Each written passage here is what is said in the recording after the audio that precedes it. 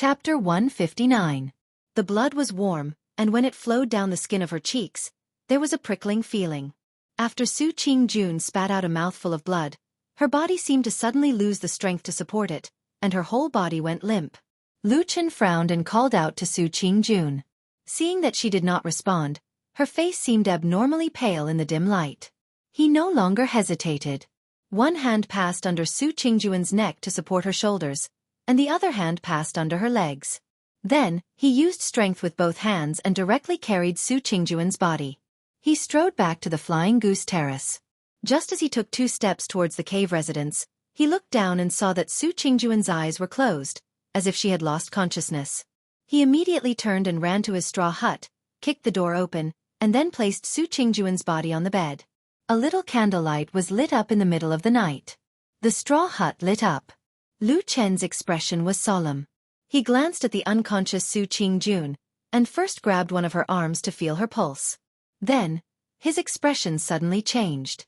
Under the dim light, a trace of anxiety flashed across his expression, but other than that, he did not panic. His gaze then swept over Su Qingjun's limbs and body, but everything seemed to be normal. After a moment, his gaze suddenly stopped on Su Qingjun's left shoulder. The clothes there seemed to be sagging down compared to the rest of the clothes, and the color was a little abnormal. Under the candlelight, it looked like a small shadow. Lu Chen did not hesitate at all. He directly used his hands to tear off the clothes, and saw a piece of white and delicate skin. But what was shocking was that there was a purplish-black palm print on the shoulder.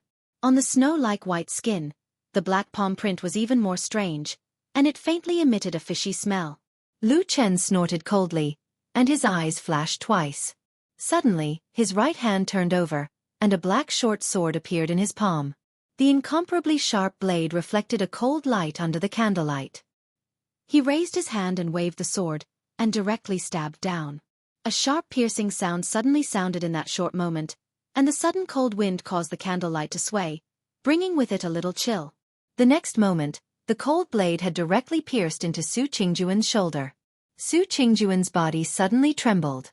Lu Chen seemed even more cold-blooded and merciless at this moment. He didn't even spare a glance at Su Qingjun's beautiful face that was filled with pain. He gripped the hilt of his sword and pressed it down. The cold blade immediately cut through the flesh on the woman's shoulder. Black blood instantly gushed out, leaving behind a deep wound that made one's hair stand on end. Ah! Su Qingjun screamed, and her whole body instantly curled up. Her body trembled violently, and her face was pale. Her eyes, which had been tightly closed, seemed to suddenly wake up from the pain. With a head full of cold sweat and a pale face, she opened them. The first thing she saw was the man with his back facing the candlelight, standing in front of her with a solemn expression. "Don't talk nonsense, listen to me." This was the first sentence she heard after she woke up. There was no comfort, no sympathy, not even any question, just an emotionless indifference. "There's poison in the wound. I'm giving you poisonous blood." Su Qingjun looked down at her left shoulder, gasping for breath. "You must take medicine, there's no medicine here." 2 choices. First, I will immediately go down the mountain to find someone to help. Second, you open the Immortal's cave and look for your own Ling Dan. Do you have it? Lu Chen said coldly, and his hands moved slowly but never stopped. As the blade moved forward, Su Qingjun's body kept trembling. She clenched her teeth, but she couldn't suppress the painful moans. Even the corner of her eyes became misty. As soon as he finished speaking, Lu Chen immediately sheathed his blade and stopped. He glanced at Su Qingjun, then turned around to leave. But at this moment, Su Qingjun, who was lying on the bed, suddenly grabbed his hand. She gasped in pain, and with a hoarse voice, she said with difficulty, "Don't go down the mountain, go to my side." Lu Chen immediately turned around and was about to carry Su Qingjun like before. But when he looked at her shoulder, he saw that after the black blood had dried up, the blood inside had turned red, but the pale skin seemed to be almost transparent, without any color, and was slightly trembling in the air. He took off his coat and covered Su Qingjun's body. Then he carried her again and rushed out of the hut. Su Qingjun was lying in his arms. There was a strange sense of dizziness that kept hitting her head like a crazy tide. In a trance, she saw in the dark night, the mysterious and vast sky. There were dark clouds, there were stars, and they were all far away in the sky. Everything was shaking, and when he ran, the trembling came from his body, rushing forward step by step. There was a cold wind blowing on her face. But for some reason, it didn't seem too cold. The sky was spinning and the earth was spinning, and the world seemed to be constantly changing. That part of the road was clearly very short in her memory, but on this night, it felt like a lifetime. She snuggled in his arms and leaned against his chest. This night was cold and lonely. Who was the one tossing and turning? Who was the one who woke up from the dream and fell into a deep sleep? When the sky was about to break, the sunlight fell on the green pines, ancient trees, strange rocks, and rock walls on the Fian platform, when the red sun in the distance was about to burst out from behind the thick layers of clouds. The Fian platform was still quiet. The silence of the night still lingered here, like the remnants of a dream that had yet to wake up. The morning wind blew over the edge of the cliff with moist clouds. A beautiful wildflower swayed in the wind on the cliff, blooming with the most beautiful grace.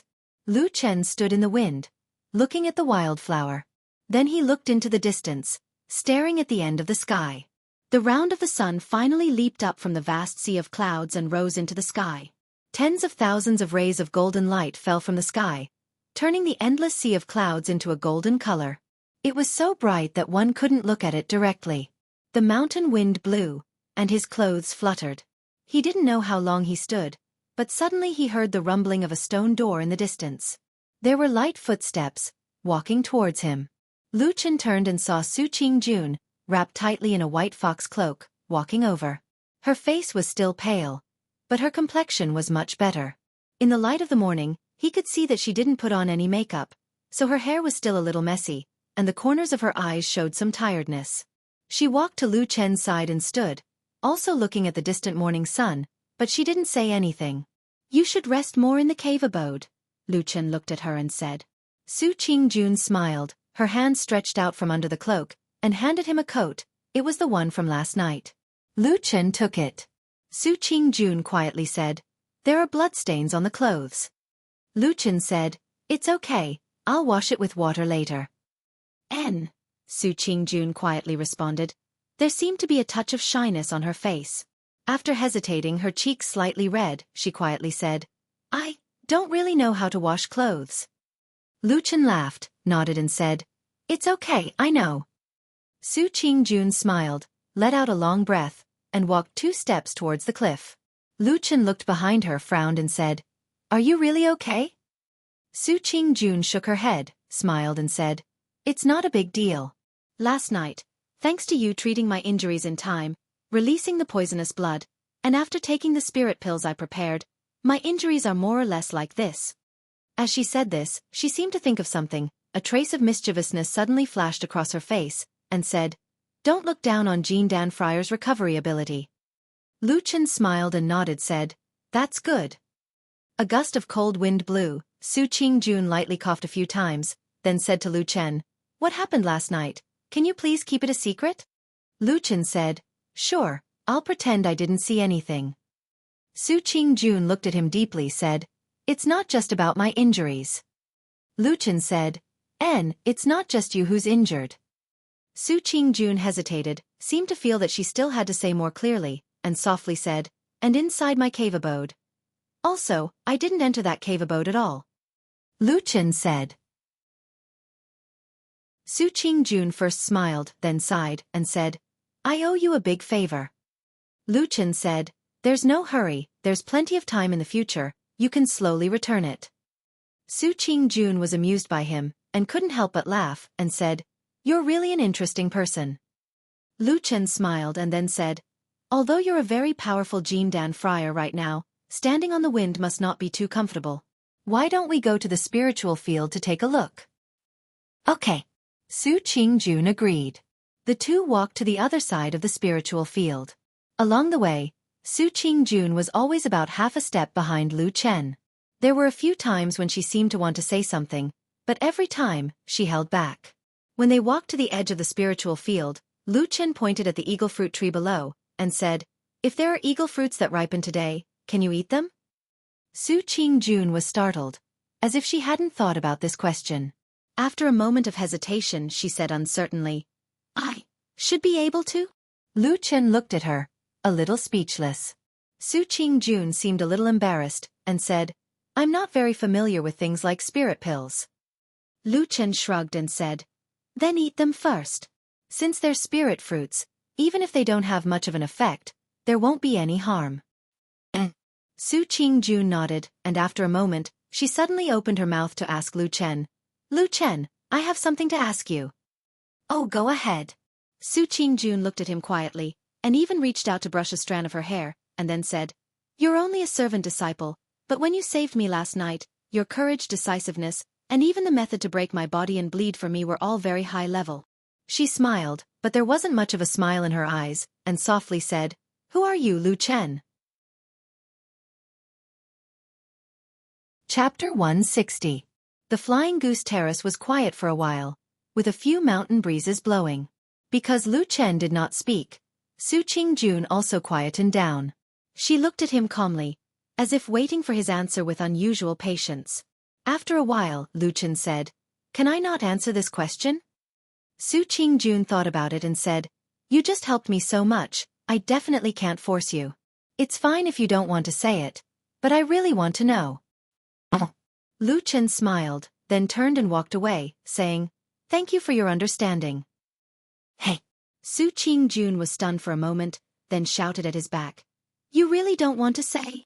Lu Chen smiled and waved at her. Then he walked into his thatched hut. Su Qingjun was momentarily angry. In the past, any young man in front of her would mostly be in fear and trepidation. Answering every question she asked was also the right thing to do. She did not expect to meet with a soft rebuff today.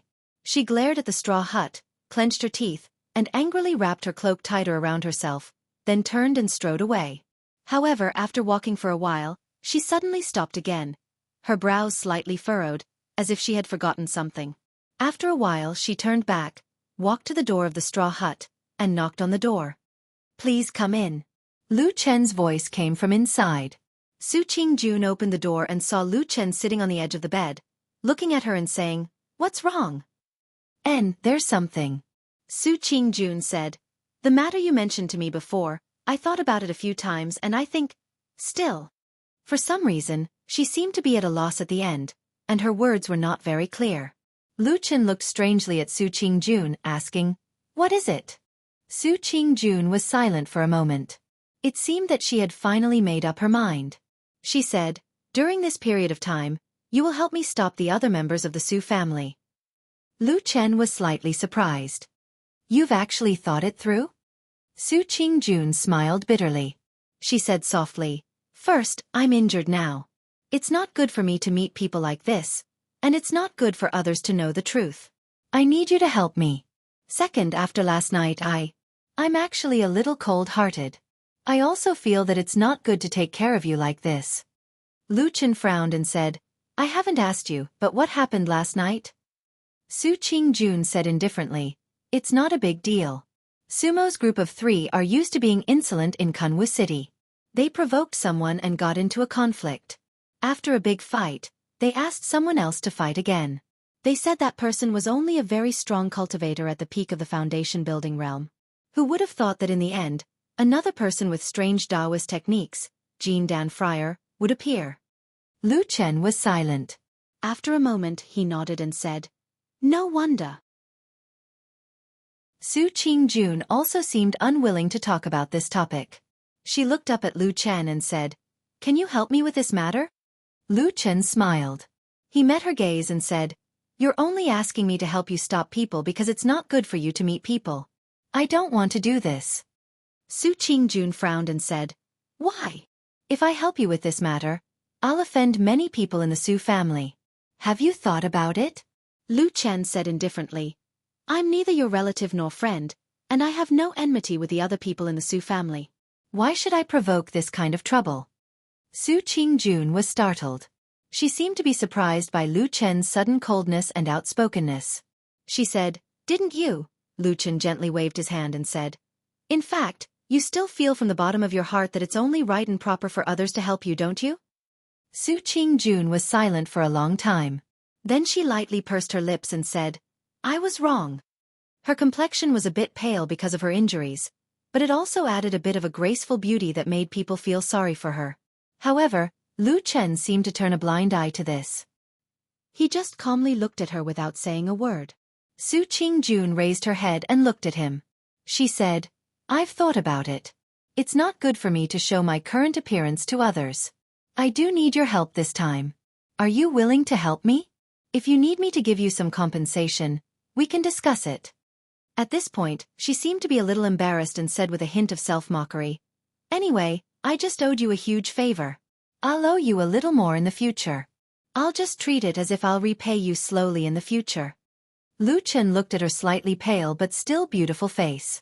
After a while he suddenly sighed and said, "Since it's come to this, I'll help you to the end." Su Qingyan immediately smiled sweetly and said, "Thank you. You're really a good person." "A good person." Lu Chen murmured and shook his head. He then looked at Su Qingjun and said seriously, "I can help you with this matter, but I can't do it alone. In order to stop someone, I will definitely offend someone. So, you must support me." Su Qingjun nodded and said, "Okay." Lu Chen had no intention of brushing it off. Instead, he stared into her eyes and said, "I'll make it clear. I want you to support me. You can ignore ordinary insults, but if someone attacks me, you'll hit him where he hits me. You'll have to return double the amount of damage." Su Qingjun suddenly became silent. After a while, she smiled bitterly and said, "I really want to agree, but I'm really worried that when the time comes, I won't be able to do it." Lu Chen nodded and looked at the woman with a gentler gaze. He said, "It's rare that you're willing to tell me the truth." After a pause he said, "Or do you feel embarrassed?" "Yes." Su Qingjun said with some distress, "I also know that the people in my family are not all good people. There are also many bad things. But we all grew up in a family, and there are so many relatives connected by blood. I grew up among these people, it's really... Even if they always take advantage of you and make you work hard for them, even if you get injured and vomit blood, none of them come to see you. Can't you feel embarrassed like this?" Su Qingjun looked like she was struggling. In the end, she smiled bitterly and said, "My master also reprimanded me for this matter several times. He also scolded me that if I don't change my mind, it will be difficult for me to become a great person in the future." Lu Chen was startled and said with some surprise, "That old man Mu Yuan actually said that to you?" Su Qingjun sighed and said, "Master loves me so much that he hates me for not becoming steel. Of course, these words can't be taken seriously. Hey, don't talk nonsense. How dare you call my master an old man?" She lowered her voice and said, "My master is good to me, but his temper is not so good to others. Be careful not to be caught by him. Then you will be in trouble." Lu Chen looked at her and suddenly laughed. He nodded and said, "All right, because of what you said, I will teach you a way." "What way?" Su Qingjun was a little surprised. Lu Chen said seriously, "Don't you think your attitude is wrong?" "It seems a little, but this is the devil in the heart." Lu Chen suddenly interrupted Su Qingjun's words. Su Qingjun was startled and said, "What? Devil in the heart?" "Yes, devil in the heart." Lu Chen said seriously, "Hey, don't look at me with that kind of expression, okay? Although, ugh, I know the term devil in the heart. It sounds really stupid, always giving people the feeling that you are a swindler. How can you be worthy of a prestigious sect like ours? But, think about it, everything about you is good. In the eyes of outsiders, you are almost a perfect girl. But when it comes to the people from the Su family, you become like this. There is something wrong, right?" Su Qingjun nodded slowly and said, "Yes." Lu Chen said again, "Actually, I see that you are so smart, you might have thought about these things in your heart. You just can't think of a way to get rid of these burdens in your heart, right?" Burdens in the heart. Devil in the heart? Su Qingjun murmured a few words. Her eyes brightened a little and looked at Lu Chen and said, "You really have a way?" "Yes, of course, whether it works or not depends on the person." "What way? Let me hear it." "Flip the table." "Flip the table?" "Yes, flip the table." At this moment, Su Qingjun only felt that her mind was in a mess. She always felt that everything the man in front of her said was too unreliable. But somewhere in her heart, there seemed to be a strange expectation. Maybe it works. Maybe it really works. But what is the way to flip the table? Su Qingjun asked in distress, looking at Lu Chen with a face of disbelief. Look, I have a table here. Lu Chen pointed to the only wooden table in the thatched hut. Oh, you hold it, Lu Chen said. Su Qingjun looked at him strangely. She wondered if she had been beaten silly. But after hesitating for a while, she still slowly walked over and held the table with her hand. How does it feel? Lu Chen asked. Well, this is made of wood, Su Qingjun said. Lu Chen rolled his eyes and said, Nonsense. What else? Su Qingjun thought for a while and said, The surface is quite rough and not very smooth. The grain of the tree is also ordinary. It shouldn't be some precious wood. The workmanship is It doesn't look valuable, and... Hey! Lu Chen angrily stopped her and said impatiently, You woman! Why do you think differently from ordinary people all the time? Let me ask you, this table is made of wood. Is it very heavy? Su Qingjuan's fair fingers grabbed the edge of the table and lifted it. Then she looked at Lu Chen and said, It's not heavy. Have you forgotten that I am Jin Dan Friar? You. Lu Chen looked up at the sky and revealed an expression as if there was nothing left to live for. After a while, he lowered his head, as if he was barely controlling his emotions and the muscles on his face. He said, Like this, you have to think of this table as the heaviest thing in the world. Because on top of it, it is the devil in your heart that you can't get rid of all these years. It is the hesitation and entanglement that you can't get rid of. Su Qingjuan's expression immediately darkened and turned solemn. Lu Chen's eyes lit up. He clapped his hands and said, That's it. Then you can flip the table, as if you have gotten rid of all the devils in your heart. Flip. Flip the table. Boom! There was a loud noise, and the flying goose platform seemed to shake. A wooden table broke out of the house and flew high into the air. After a long while, it landed heavily on the ground and broke into pieces with a paw sound. The surroundings were quiet. After a while, Lu Chen's angry voice suddenly came from the dilapidated hut. He shouted, Hey! Are you going to flip the table or tear down the hut? Sorry. I am Jin Dan. I couldn't control myself. Shut up. Oh. Chapter 161. Jin Dan Friar? What's so great about Jin Dan Friar? Just because you're a golden core cultivator, you can come here and destroy other people's houses? A series of complaints came from the thatched hut with a large hole in the roof. A gloomy Lu Chen was stepping on the broken pieces of the wooden table, trying hard to repair the hole in the roof. Far away from the door, beside the cave, the stone door was half open. Su Qingjun was standing by the door, looking a little guilty as she poked her head out to look at the thatched hut. Occasionally, she could hear the complaints that came with the wind, making her already pink cheeks even redder, revealing a soul-stirring beauty. She suddenly felt her face burning. She reached out and gently touched her cheeks, looking a little ashamed and guilty. But she didn't know why, but after a while, she suddenly snickered to herself, probably thinking of something that even she found too funny. Flipping the table? What are you flipping? If you have so much strength, why don't you chop down trees? Listening to the man who seemed to be complaining gloomily, Su Qingjun leaned against the door, suddenly covered her mouth with her hand and giggled, then turned and walked in. The stone door closed behind her, and only her light footsteps could be seen faintly as she walked into the depths of the cave. The matter was finally settled. But strangely, in the next 2 or 3 days, the Flying Goose Terrace was unexpectedly peaceful. No one came to disturb them. And the ripening of the eagle fruit also began to stabilize. Almost every day there would be 1 or 2 fruits ripening, and then Lu Chen would call Su Qingjun out to eat them. When the two met, they would chat, and their relationship seemed to become more familiar, occasionally joking. Such peaceful days made people feel unexpectedly comfortable, as if they were in a paradise.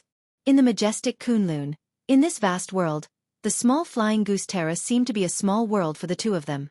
In the middle of this, Masato Kahara came again, but at that time, Su Qingjuan's injuries had mostly recovered, and there seemed to be nothing wrong with her. After chatting for a while, Masato Kahara warned her a few things, and then left in a hurry. As for Lu Chen, whom he had a deep impression of before, Masato Kahara actually ignored him this time, which was a little strange. Because of this, Su Qingjun expressed a little doubt and puzzlement to Lu Chen, but Lu Chen was very narrow-minded and sharp, and said, Your master probably wants to forget the reward he promised me.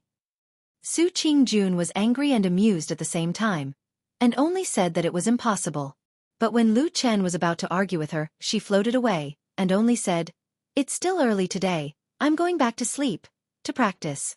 If you need anything, use the Burning Heart Talisman to call me." On the 9th day of Lu Chen's stay in the Flying Goose Terrace. This morning, he got up as usual, looked at the newly repaired roof, touched the table that had been rebuilt with wood, and then went out to fetch water to wash his face. He looked at the rising sun, looked down at the sea of clouds, and walked around the Flying Goose Terrace, and then busied himself in the spiritual field. When the mountain wind blew over from the cliff, the old pine trees swayed slightly, and the leaves rustled. It felt like another beautiful and quiet day. Unfortunately, this peaceful and beautiful land did not last for too long. A sound from a distance broke the peace of the Flying Goose Terrace. Lu Chen stood up from the spiritual field, walked up the ridge, and looked in the direction of the mountain road, and then sighed softly. On the mountain road, the three brothers, Su Mo, Su Qian, and Su Wen, were striding over. Lu Chen put down the things in his hands and looked down. He saw that his body, especially his trousers and shoes, were stained with black mud and dust, and there was a lot of it on his clothes. He did not look like a cultivator at all, and was obviously a tenant farmer. But it seemed that there was not much difference between a part-time disciple and a tenant farmer. Lu Chen muttered to himself, probably in a self-deprecating manner. Then, he clapped his hands and walked over. He stopped in front of the three Su brothers with a smile on his face about 30 to 40 feet away from the cave. "Senior Su brothers, long time no see." He smiled and cupped his hands and said, "How come you have time to come here today?" When the three saw Lu Chen, except for Sumo, who was standing in the middle, Su Qian and Su Wen all nodded, probably thinking that Lu Chen was now helping Su Qingjun. Although he was still far from the level of Su Qingjun's confidants, he still had basic manners. But after a while, when they saw the black mud on Lu Chen's body and feet, the three of them immediately showed contempt and disgust, probably because they thought that Lu Chen was too dirty. "Yes," Su Wen casually responded, waved his hand, as if he was shooing away flies, and said, "We want to see Sister June, don't block the way." With that, the three of them prepared to walk forward, but they had only taken 2 steps when they suddenly found that Lu Chen was still standing in the same place, blocking their way. Although he still had a gentle smile on his face, he had no intention of giving way. Su Biao frowned and said, "What is the meaning of this?" Just as Lu Chen was about to speak, he heard Sumo say coldly, "Stinking brat, don't look for a beating." Lu Chen paused, his gaze lingering on Sumo's face for a moment, but his expression did not change. He still smiled warmly at the three of them and said, "Three young masters, it's like this. These 2 days, Shiji Su clearly told us that she wants to practice a secret technique, so she will not see anyone for the time being." The expressions of the 3 Su family brothers changed. Sumo seemed to have the worst temper, at least in front of an odd-job disciple like Lu Chen, she was the worst. She opened her mouth and scolded, "Bullshit! You said you will go into seclusion, and you will not see her? Who do you think you are?" Lu Chen said, "My status is lowly, of course I cannot be compared to the 3 young masters Su. However, it is precisely because of this that I ask the 3 of you to think about it carefully. I am only an odd-job disciple. How would I dare to pretend to be the will of Shiji Su, and recklessly obstruct you?" When these words came out, Su Qian and Su Wen were both startled, and their originally angry expressions eased a little.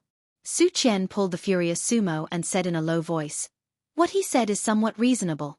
Maybe Sister June really has something to do, and it is temporarily inconvenient for her to see us." Before Sumo could speak, Su Wen, who was at the side, already frowned and said, "Even if that is the case, we have already come. Don't tell me we are going to go back like this?" Su Qian said, "Otherwise, what do you want to do?" Sumo snorted and said, "How can I not know Sister June's temper? Everyone move aside. I will go over and knock on the door. If I do it a few more times, she will naturally come out to see us." Finished speaking, she casually walked forward. Lu Chen stood in the same place, and a trace of helplessness appeared on his face as he looked at Sumo. Sumo walked in front of him, and looked at Lu Chen from head to toe. She sneered and said, "Stinking brat, I think you have eaten the heart of a bear and the guts of a leopard. I have already said things like this, and you still dare to block my way?" Lu Chen smiled bitterly and said, "Young Master Su, with your status, I presume that you are also a reasonable person." Bang! Suddenly, there was a muffled sound. It was Sumo who directly lifted her leg and kicked Lu Chen's lower abdomen. Immediately, Lu Chen was kicked to the ground, and he even rolled a few times on the ground. Lu Chen curled up his body. Probably because he had been kicked quite hard. He even began to cough violently, and at the same time, gasped for breath. "Speak your mother's reason." Sumo sneered. "Who do you think you are? Do you think you are qualified to speak reason with me?" After cursing this sentence, he swaggered past Lu Chen. Su Qian and Su Wen followed up, and indifferently glanced at Lu Chen, who was lying on the ground. Then they said to Sumo, How can you be so impulsive? In any case, this person is helping Sister June to plant trees. If you do this, it will not look good on Sister June," Sumo said indifferently. "Pay! A person with this kind of status dares to put on airs in front of us. Isn't that asking for a beating? So be it. So what if Sister June comes over? At most, she will only say a few words to us. It's not a big deal." "Oh, that's true." Su Qian and Su Wen both nodded in agreement. As they spoke, the three of them arrived at the stone door of the Abode of Immortals cave. They loudly knocked on the door and shouted, Sister June, come out for a moment. We have something to talk to you about." Lying on the ground, Lu Chen held his lower abdomen with both hands while looking at the stone door of the Abode of Immortals cave. After a while, only a rumbling sound could be heard. After a while, Su Qingjun expressionlessly walked out with a somewhat frosty temperament. It seemed that she was not in a good mood. The three brothers of the Su family simultaneously had the same feeling. However, they had long since become proficient in dealing with this sister. Immediately, they surrounded her and fought to be the first to speak. Su Qingjun listened with an indifferent expression. Her gaze passed over the three people surrounding her and saw Lu Chen, who had been beaten to the ground in front of her. She saw that his complexion was somewhat pale and that his hands were covering his abdomen. There was also a distinct footprint there. In the morning light, a shadow seemed to suddenly pass through her bright and clear eyes. She seemed to want to say something, to do something, but she slowly lowered her head. Lu Chen lay on the ground. His face did not have much of an expression. He only quietly looked at her. After a while, Su Qingjun suddenly ignored the three noisy brothers. She clenched her teeth and strode towards the thatched cottage in the distance. Not long after, she arrived in front of the thatched cottage. She pushed open the door and walked in.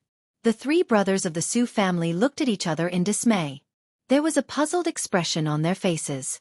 Lu Chen shook his head and sighed. He smiled bitterly and said in a low voice, "Why do you insist on going to my thatched cottage? I don't believe that there is no table in your cave residence." Bang! Suddenly, a loud sound came from the thatched cottage. Lu Chen and the three brothers of the Su family looked together. They saw a wooden table break out of the house, smashing a big hole in the roof of the thatched cottage. It flew up high and then fell down heavily. With a crackling sound, it was immediately smashed into pieces. After a while, Su Qingjun slowly walked out of the house. The expression on her face was somewhat strange. She seemed to be a little nervous, but strangely, there was also some inexplicable excitement. Her hands were clenched into fists. If you looked closely, you could even see that her hands were faintly trembling. It seemed that she was very nervous and excited. She fixed her gaze on Sumo and the others. Then, she slowly walked over. Sumo laughed heartily and greeted her. She laughed loudly and said, Sister June, I know that you are still the best to me. Just now, this blind servant tried to stop me and did not let me see you. I kicked him away. See, you are still the best to me." Before he finished speaking, Su Qingjun had already walked in front of him. Suddenly, her eyes shone with a strange light. She seemed excited and agitated. Her eyes were surging violently like the waves of the sea. Just as Sumo danced and ran over, the woman suddenly lifted her foot. It was as if the scene just now was replaying in an instant. Su Qingjun kicked Sumo's stomach. Then, there was a scream like a pig being slaughtered. Sumo's whole body was kicked up into the air. With a bang, she was kicked directly onto the hard mountain wall. At the same time, accompanied by a few clear sounds of bones breaking, She rolled down. The wind blew over Yantai Mountain. It was silent in an instant. Everyone held their breath, dumbstruck.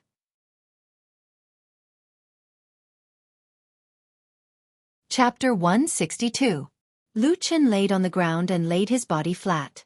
Looking at the sky, he saw that it was an azure blue, so clear that it was almost transparent. Then he smiled slightly. Not far from him, Sumo was sent flying by Su Qingjuan's kick. After rolling down the hard stone wall, she seemed to have lost her mind in an instant. Not only had her eyes turned white, her hands were waving randomly, as if trying to grab onto some illusory life-saving straw. Her mouth was also muttering some gibberish that no one could understand. On the other side, Su Qian and Su Wen were completely scared silly. They stood motionless on the spot, staring at Su Qingjun with wide eyes, as if they had seen the most terrifying and inconceivable thing in their lives. After a long while, Su Qian stammered, Jun, Sister Jun, why did you kick Sumo? Su Qingjun turned around and looked at Su Qian. Her gaze was so cold that it was as if a basin of ice water had been poured on Su Qian's head. In an instant, the chill seeped into his bones, causing Su Qian to swallow back the words he was about to say. His forehead was also covered in cold sweat. Su Qingjun walked in front of Su Qian and Su Wen, looking at them expressionlessly. She asked indifferently, Do you have any dissatisfaction? These 5 words were not spoken quickly. Every word was heard clearly, but for some reason, Su Qian only felt a chill run down his spine. Under Su Qingjuan's cold gaze, he subconsciously shook his head. Who knew that at this moment, Su Wen, who was standing beside him, might have not been directly stared at by Su Qingjuan's strange gaze. He actually still had some courage left and said in a low voice, Sister Jun, how can you be like this? You can't hit us. Pa! A crisp sound rang out. Su Qian clearly saw that fair and beautiful palm suddenly swing up, and a slap landed on Su Wen's face. Su Wen floated backwards, clutching his face and howling in pain as he fell to the ground, rolling several times. Lu Chen, who was lying on the ground, noticed another strange detail. After Su Qingjun slapped him to her heart's content, she suddenly clenched her fists and bit her red lips with her pearly white teeth. Her breathing was slightly rapid, and she even panted a few times. She seemed to have relaxed after a moment of nervousness. After taking a deep breath, Su Qingjun looked at Su Qian again and asked softly, Can I hit you? Su Qian's face was drained of all color. With a pu sound, he directly knelt down stammering, Yes. Sister Jun, please spare my life. Su Qian and Su Wen, who had crawled up from the ground, were also scared out of their wits. The two of them dragged the unconscious Sumo, who was already foaming at the mouth, and ran in a sorry state up the mountain path. Su Qingjun watched the 3 figures disappear into the distance. She was silent for a long time, the expression on her face fluctuating. Her chest heaved up and down, as if there were all kinds of intense emotions surging in her heart. She couldn't calm them down for a long time. After a while, she silently turned around and walked to the side of Lu Chen, who was still lying on the ground. She glanced at him and asked, Are you all right? I'm fine. I was kicked in the stomach. Look, there are footprints on this shirt. Lu Chen pointed at the footprint left by Sumo and said to Su Qingjun. When Su Qingjun saw his expression and tone of voice, the trace of worry on her face finally dissipated. She couldn't help but laugh.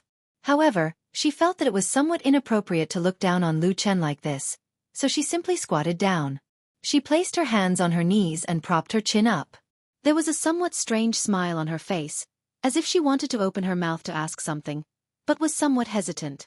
Unknowingly, she was lost in thought. Hey! After a while, she suddenly called out to Lu Chen. What? Lu Chen lay on the ground and glanced at the beautiful girl squatting beside him. Su Qingjun laughed before saying anything. Then her cheeks slightly reddened, but she seemed to be secretly delighted. She said to him, Did I look very impressive just now? Lu Chen nodded his head heavily and sternly said, Extremely impressive. Su Qingjun sighed and looked at her palm. She said, That feeling just now. How do I put it, it was very strange. Tell me about it. There was clearly a voice in my heart that kept telling me that I shouldn't hit him, but after I really kicked him like that, my heart suddenly felt very, very comfortable. Lu Chen looked at her with a smile and said, "Do you feel that the things that were pressing on your heart in the past suddenly disappeared?" Su Qingjun took a deep breath and nodded. "Yes, even my body feels much more relaxed." After a pause, she suddenly raised her hand and waved it in the air. There was a trace of yearning on her face. She softly said to herself, "I really want to hit him again." "Hey!" Lu Chen was startled. He turned over and sat up. "It's fine if you just let it out for a while. How can it be so exaggerated?" Su Qingjun pursed her lips and laughed. She said, "I'm just saying it casually. But I really didn't expect that your method would actually. She was momentarily at a loss for words, as if she couldn't think of a particularly good way to describe it. Lu Chen waved his hand and said, "Don't think about it. It's fine as long as it's useful." Su Qingjun hugged her knees. She looked like a girl who had returned to her childhood. She giggled, and her face exuded a bright radiance with an unusually beautiful joy. "Will there be trouble later?" Lu Chen climbed up from the ground and patted the dust off his body. Su Qingjun thought for a moment and said, "There should be. The three of them have been spoiled since they were young. When they return, they will definitely complain." Lu Chen said, "Then have you thought about how to deal with it?" Su Qingjun shrugged. She seemed a little mischievous and a little lazy. She said indifferently, "Who cares? We'll see when the time comes." Oh. It was unknown whether the news of Su Qingjuan's sudden outburst and beating up the three Su family brothers unexpectedly spread. In the following days, the Flying Goose Terrace was abnormally quiet. No one came to disturb them. Lu Chen sighed and gloomily went to repair the roof of the thatched hut. Then he went to the forest behind the Flying Goose Terrace to cut a few pieces of wood to build a table. But this time, he simply put the table outside the door. Su Qingjun came over and saw it. She was very surprised and asked him why he did this. Lu Chen said seriously, "In the future, you can flip the table if you want. You're the Jin Dan and you're the boss. But don't ever tear down my house again. I only have a broken thatched hut here. It can't withstand any more trouble." At that moment, Su Qingjuan's face turned red. She looked like a messy white flower with a hint of red in the wind. She was very angry and complained to Lu Chen for a long time, but he refused. She complained that the table was extremely ugly, poorly made, and unsightly. If someone saw it outside and this matter was leaked, she would lose face in the mountains of Kunlun. Coincidentally, there was an eagle fruit that had ripened. The two walked to the spiritual field. Su Qingjun directly threw it into her mouth and ate it. When her mouth was still bulging, she grabbed Lu Chen and refused to let him go. She said angrily, "Wait here." Lu Chen had no choice but to wait for her. He sat on the ridge of the field and watched the scenery. When the wind blew over the cliff, he suddenly found that the cliff rocks seemed to be covered with beautiful wildflowers overnight. Later, after Su Qingjun catalyzed the medicine, she stared at him and used both carrot and stick tactics to persuade him. In the end, Lu Chen was pestered by her. Seeing that dusk was coming, he could only say, "Then you can't casually tear down my house in the future." Su Qingjun repeatedly waved her hand and said with a smile that she wouldn't tear it down. Lu Chen looked at her suspiciously and said, "Do you keep your word?" Su Qingjun said, "Of course I keep my word. You must believe me." Lu Chen said, "Of course I believe you." Then he shook his head and sighed. He moved the ugly and crudely made table back and put it back in the thatched hut. Su Qingjun immediately became happy. She was in a good mood as she strolled around the Flying Goose platform. That fiery red feather shawl shone brightly on her shoulders, setting off her beautiful face. When the sun set, she even jokingly said to Lu Chen that if she knew that it would be so peaceful now, she would have fought earlier. To this, Lu Chen naturally did not comment. He only smiled and did not speak. Such relaxed and happy days passed by quickly. In the blink of an eye, more than 20 days had passed. The eagle fruit on the Flying Goose platform had already been eaten. Su Qingjuan's cultivation in the Jin Dan realm had finally completely eliminated all the hidden dangers and flaws and completely stabilized. Then, Lu Chen was about to leave. That day, he personally plucked the last ripe eagle fruit and handed it to Su Qingjun, who was standing at the side. He smiled and congratulated her. Then he turned and went to his thatched hut to pack his luggage. Su Qingjun held the last fruit and seemed a little emotional. She quietly stared at the fruit in her palm. After a long while, she slowly ate it. When he went down the mountain, Su Qingjun came over to send him off. It was when the sun was setting. The light shone on the boundless sea of clouds. Rays of golden light shone down, elongating their shadows. The two smiled at each other and waved goodbye. Before he left, Su Qingjun called out to him again. "If you need my help in the future, you can come to me." Lu Chen smiled. "That good." Su Qingjun smiled. "Yes. I still owe you a lot of favors." Lu Chen laughed. He nodded to her. He then strode down the mountain path. When he was about to turn a corner, he looked back. In the distance, on the other side of the flying goose platform, the beautiful figure was still standing there under the setting sun. Then, she seemed to see him looking back. She stretched out an arm and waved at him from afar. At that moment, the sunset filled the sky. It was as beautiful as a burning fire.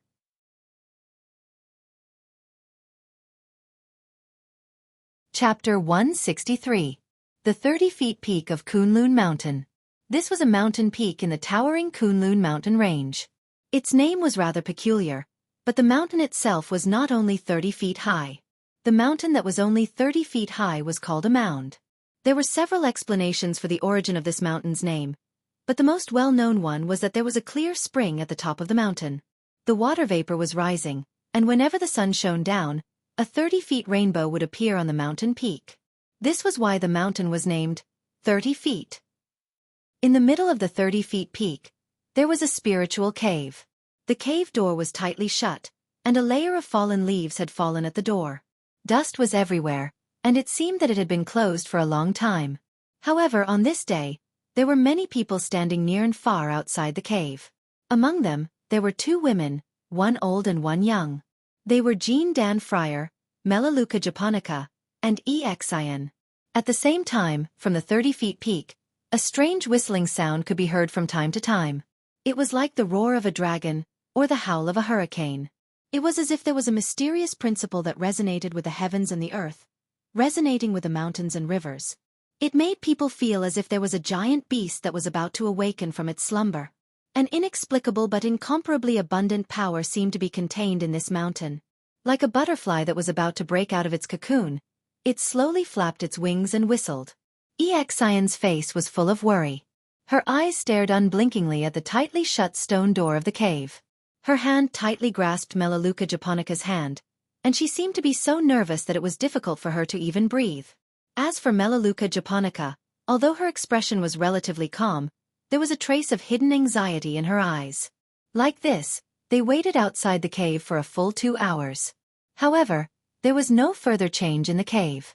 Instead, even the strange roar of the dragon and tiger had slowly subsided. The various people on the 30-feet peak showed a trace of disappointment on their faces. Some people had already begun to turn around and leave. Xiaofan, who was standing at the very front, turned pale and her hands and feet went cold. Melaleuca japonica seemed to feel something and sighed softly. She held Xiaofan's little hand and hugged her gently. She said softly, "It's okay, it's okay. Don't worry." Xiaofan's eyes were misty, and she looked sad. Even her voice seemed to be choking with sobs as she said, "Martial uncle, why hasn't master come out?" Melaleuca japonica shook her head and said softly, "Silly child, the Yuanying state is a huge life and death trial. It's not that easy to pass. Don't be too anxious." Xiaofan bit her lip and said, "But you clearly said that the tiger and dragon sound is a sign of a breakthrough." Melaleuca japonica nodded and said, "That is indeed the case, and the sound of dragons and tigers is an auspicious sign." Xiaofan smiled bitterly and said, "But for 7 consecutive days, it sounded every day and then fell silent again. Why is this?" Melaleuca japonica slowly shook her head and said, "When breaking through to the Yuanying state, there are thousands of illusions. It's difficult to see all of them. Moreover, the person breaking through the realm is different. Their techniques are different, their cultivation is different, and their state of mind is different. There are all kinds of subtle differences in the signs." She gently stroked Xiaofan's soft black hair and said gently, "Good girl, we can only wait patiently and hope that your master is a good person." Xiaofan nodded blankly, but the worry on her face still lingered. Her bright eyes only stared at the cave. Melaleuca japonica sighed in her heart and turned to look at the surroundings. After the tiger and dragon sound weakened, more than half of the surrounding onlookers had dispersed. Only a few people were still standing far away and looking in their direction. Suddenly, her eyes narrowed slightly. She saw a young man standing under an old pine tree in the distance. It was Hee. Melaleuca japonica frowned slightly, obviously not expecting Hee to come here. Hee also quickly noticed Melaleuca japonica's gaze. After looking in their direction, he smiled at Melaleuca japonica. His expression was somewhat respectful, obviously expressing that he had no ill intentions. Melaleuca japonica hesitated for a moment, then nodded slightly at him. In any case, Hee was a talented disciple with a bright future. What happened a few days ago, in fact, really had nothing to do with him. Melaleuca japonica herself actually didn't have any deep hatred with Hee. She just didn't know why he was guarding the entrance of Dongfang Tao's cave. What did he want to do? Yen Luo slowly turned her head and looked at the cave, only to hear that the sounds of dragons and tigers in the cave were getting softer and softer, and finally could not be heard anymore. Kunwu City, Black Hill Pavilion. Ping ping pang pang. Pili pala. A series of strange noises rang out. In the courtyard, Old Ma was dumbstruck as he watched Lu Chen throw all the dishes he brought to go with wine, such as fried peanuts, pickled radishes, salted duck eggs, and so on, into the garbage basket. He shouted in astonishment, "What are you doing?" Lu Chen looked at this fatty with contempt. His eyes were filled with the superiority of a nouveau riche. Then, he leisurely took out plate after plate of delicacies from the bag he carried with him. In the blink of an eye, the small dining table between them was filled with delicacies, and he even patted several layers of them. Old Ma's mouth was wide open. While drooling, he cried out in alarm, "Damn! You brat, you're not a spy anymore, but a bandit. How many restaurants in Kunwu City did you rob?" "Rob my ass," Lu Chen said proudly. "I bought all of these." Old Ma stared at him as if he had seen a ghost. He stammered, You bought them?" Lu Chen snorted coldly. It seemed he didn't want to answer this retarded fatty's question. He reached out to grab the jug of wine the fatty was holding and casually threw it away. "Aya!" Old Ma screamed in pain. "That's the good wine I specially left. 1 jug of good wine for 1 spirit stone." Bang! A muffled sound interrupted the fatty's wailing. In a heroic manner, Lu Chen placed a jug of old wine in front of Old Ma. He squinted at him and said, 50 spirit stones for 1 jug of Huadiao wine. Which one do you want to drink?" Old Ma was dumbstruck. His eyes widened. A moment later he shouted, F***CK this broken wine. I want to drink Huadiao wine. Good wine. Good wine. Old Ma happily took a big gulp and clicked his tongue. Then, he impatiently reached out and tore off a leg meat from an unknown immortal bird or spiritual beast from the mountain of delicacies on the table. With his mouth full of oil, he chewed with a satisfied expression on his face. Lu Chen looked much more refined. He sat across from Old Ma and drank wine. He picked up a piece of food with his chopsticks and said with a smile, "What do you think? I'm a good friend, aren't I? I remember all the good things I get from you. Good brother, dog friend." Old Ma raised the bird leg in his hand and gestured to him. Lu Chen was furious and cussed, F***CKU. I bought you so many delicious food and drinks, but you actually called me a dog? Old Ma was shocked. He quickly swallowed the big piece of meat in his mouth and said with a smile, Wrong. You heard wrong. I said good friend." He gave Lu Chen a thumbs up and said seriously, "In the whole world, I think you are the best friend. Good brother. That's more like it." Lu Chen angrily glared at him again. Then, he picked up the wine bowl and drank a mouthful of wine. Old Ma looked at him with a smile and then asked carefully, "I say, Lu Chen, you suddenly became so rich. What happened?" Lu Chen snorted and said, "I earned it with my own ability." Old Ma raised his eyebrows and said, "Tell me about it." "Damn it! How could there be such a good thing in Kunlun? If I had known, I would have gone in myself." Lu Chen waved his hand and said, "It's not a big deal." Then, he roughly told him what happened with Su Qingjun these days. Old Ma's eyes opened wider and wider as he listened.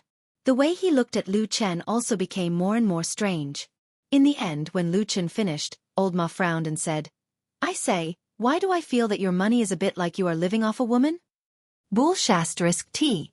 Lu Chen flew into a rage and kicked him. He said, "Damn fatty, spit out what you just ate." Don't. Old Ma laughed heartily and dodged, saying, "This money is too good, too good. It's all because of your cleverness and resourcefulness." Lu Chen scolded him a few more times and then sat down. Old Ma smiled and sat beside him. After thinking carefully for a while, his face became more serious and he asked him softly, "So, you and Su Qingjun have also stayed on the same mountain for more than 20 days. How about it? Do you think Su Qingjun is still a suspect?" Lu Chen was silent for a moment, then slowly shook his head and said, "I think she should not be a big suspect." Old Ma squinted his eyes slightly and said, "Oh, so sure." Lu Chen picked up the wine bowl but did not drink it. He only rotated it gently in his palm and lightly said, "Su Qingjun, this girl on the outside, looks perfect and flawless. Talented, good family background, diligent in training and amazing skills. But after getting along with her for a long time, it is very easy to find a big flaw in her character." He smiled and said, "If the evil sect has handed over the fate of the entire sect to such a person, then we have nothing to be afraid of. We just have to sit here and wait. I think the evil sect will not have more than a few days of fate." Old Ma nodded his head and said, "That makes sense."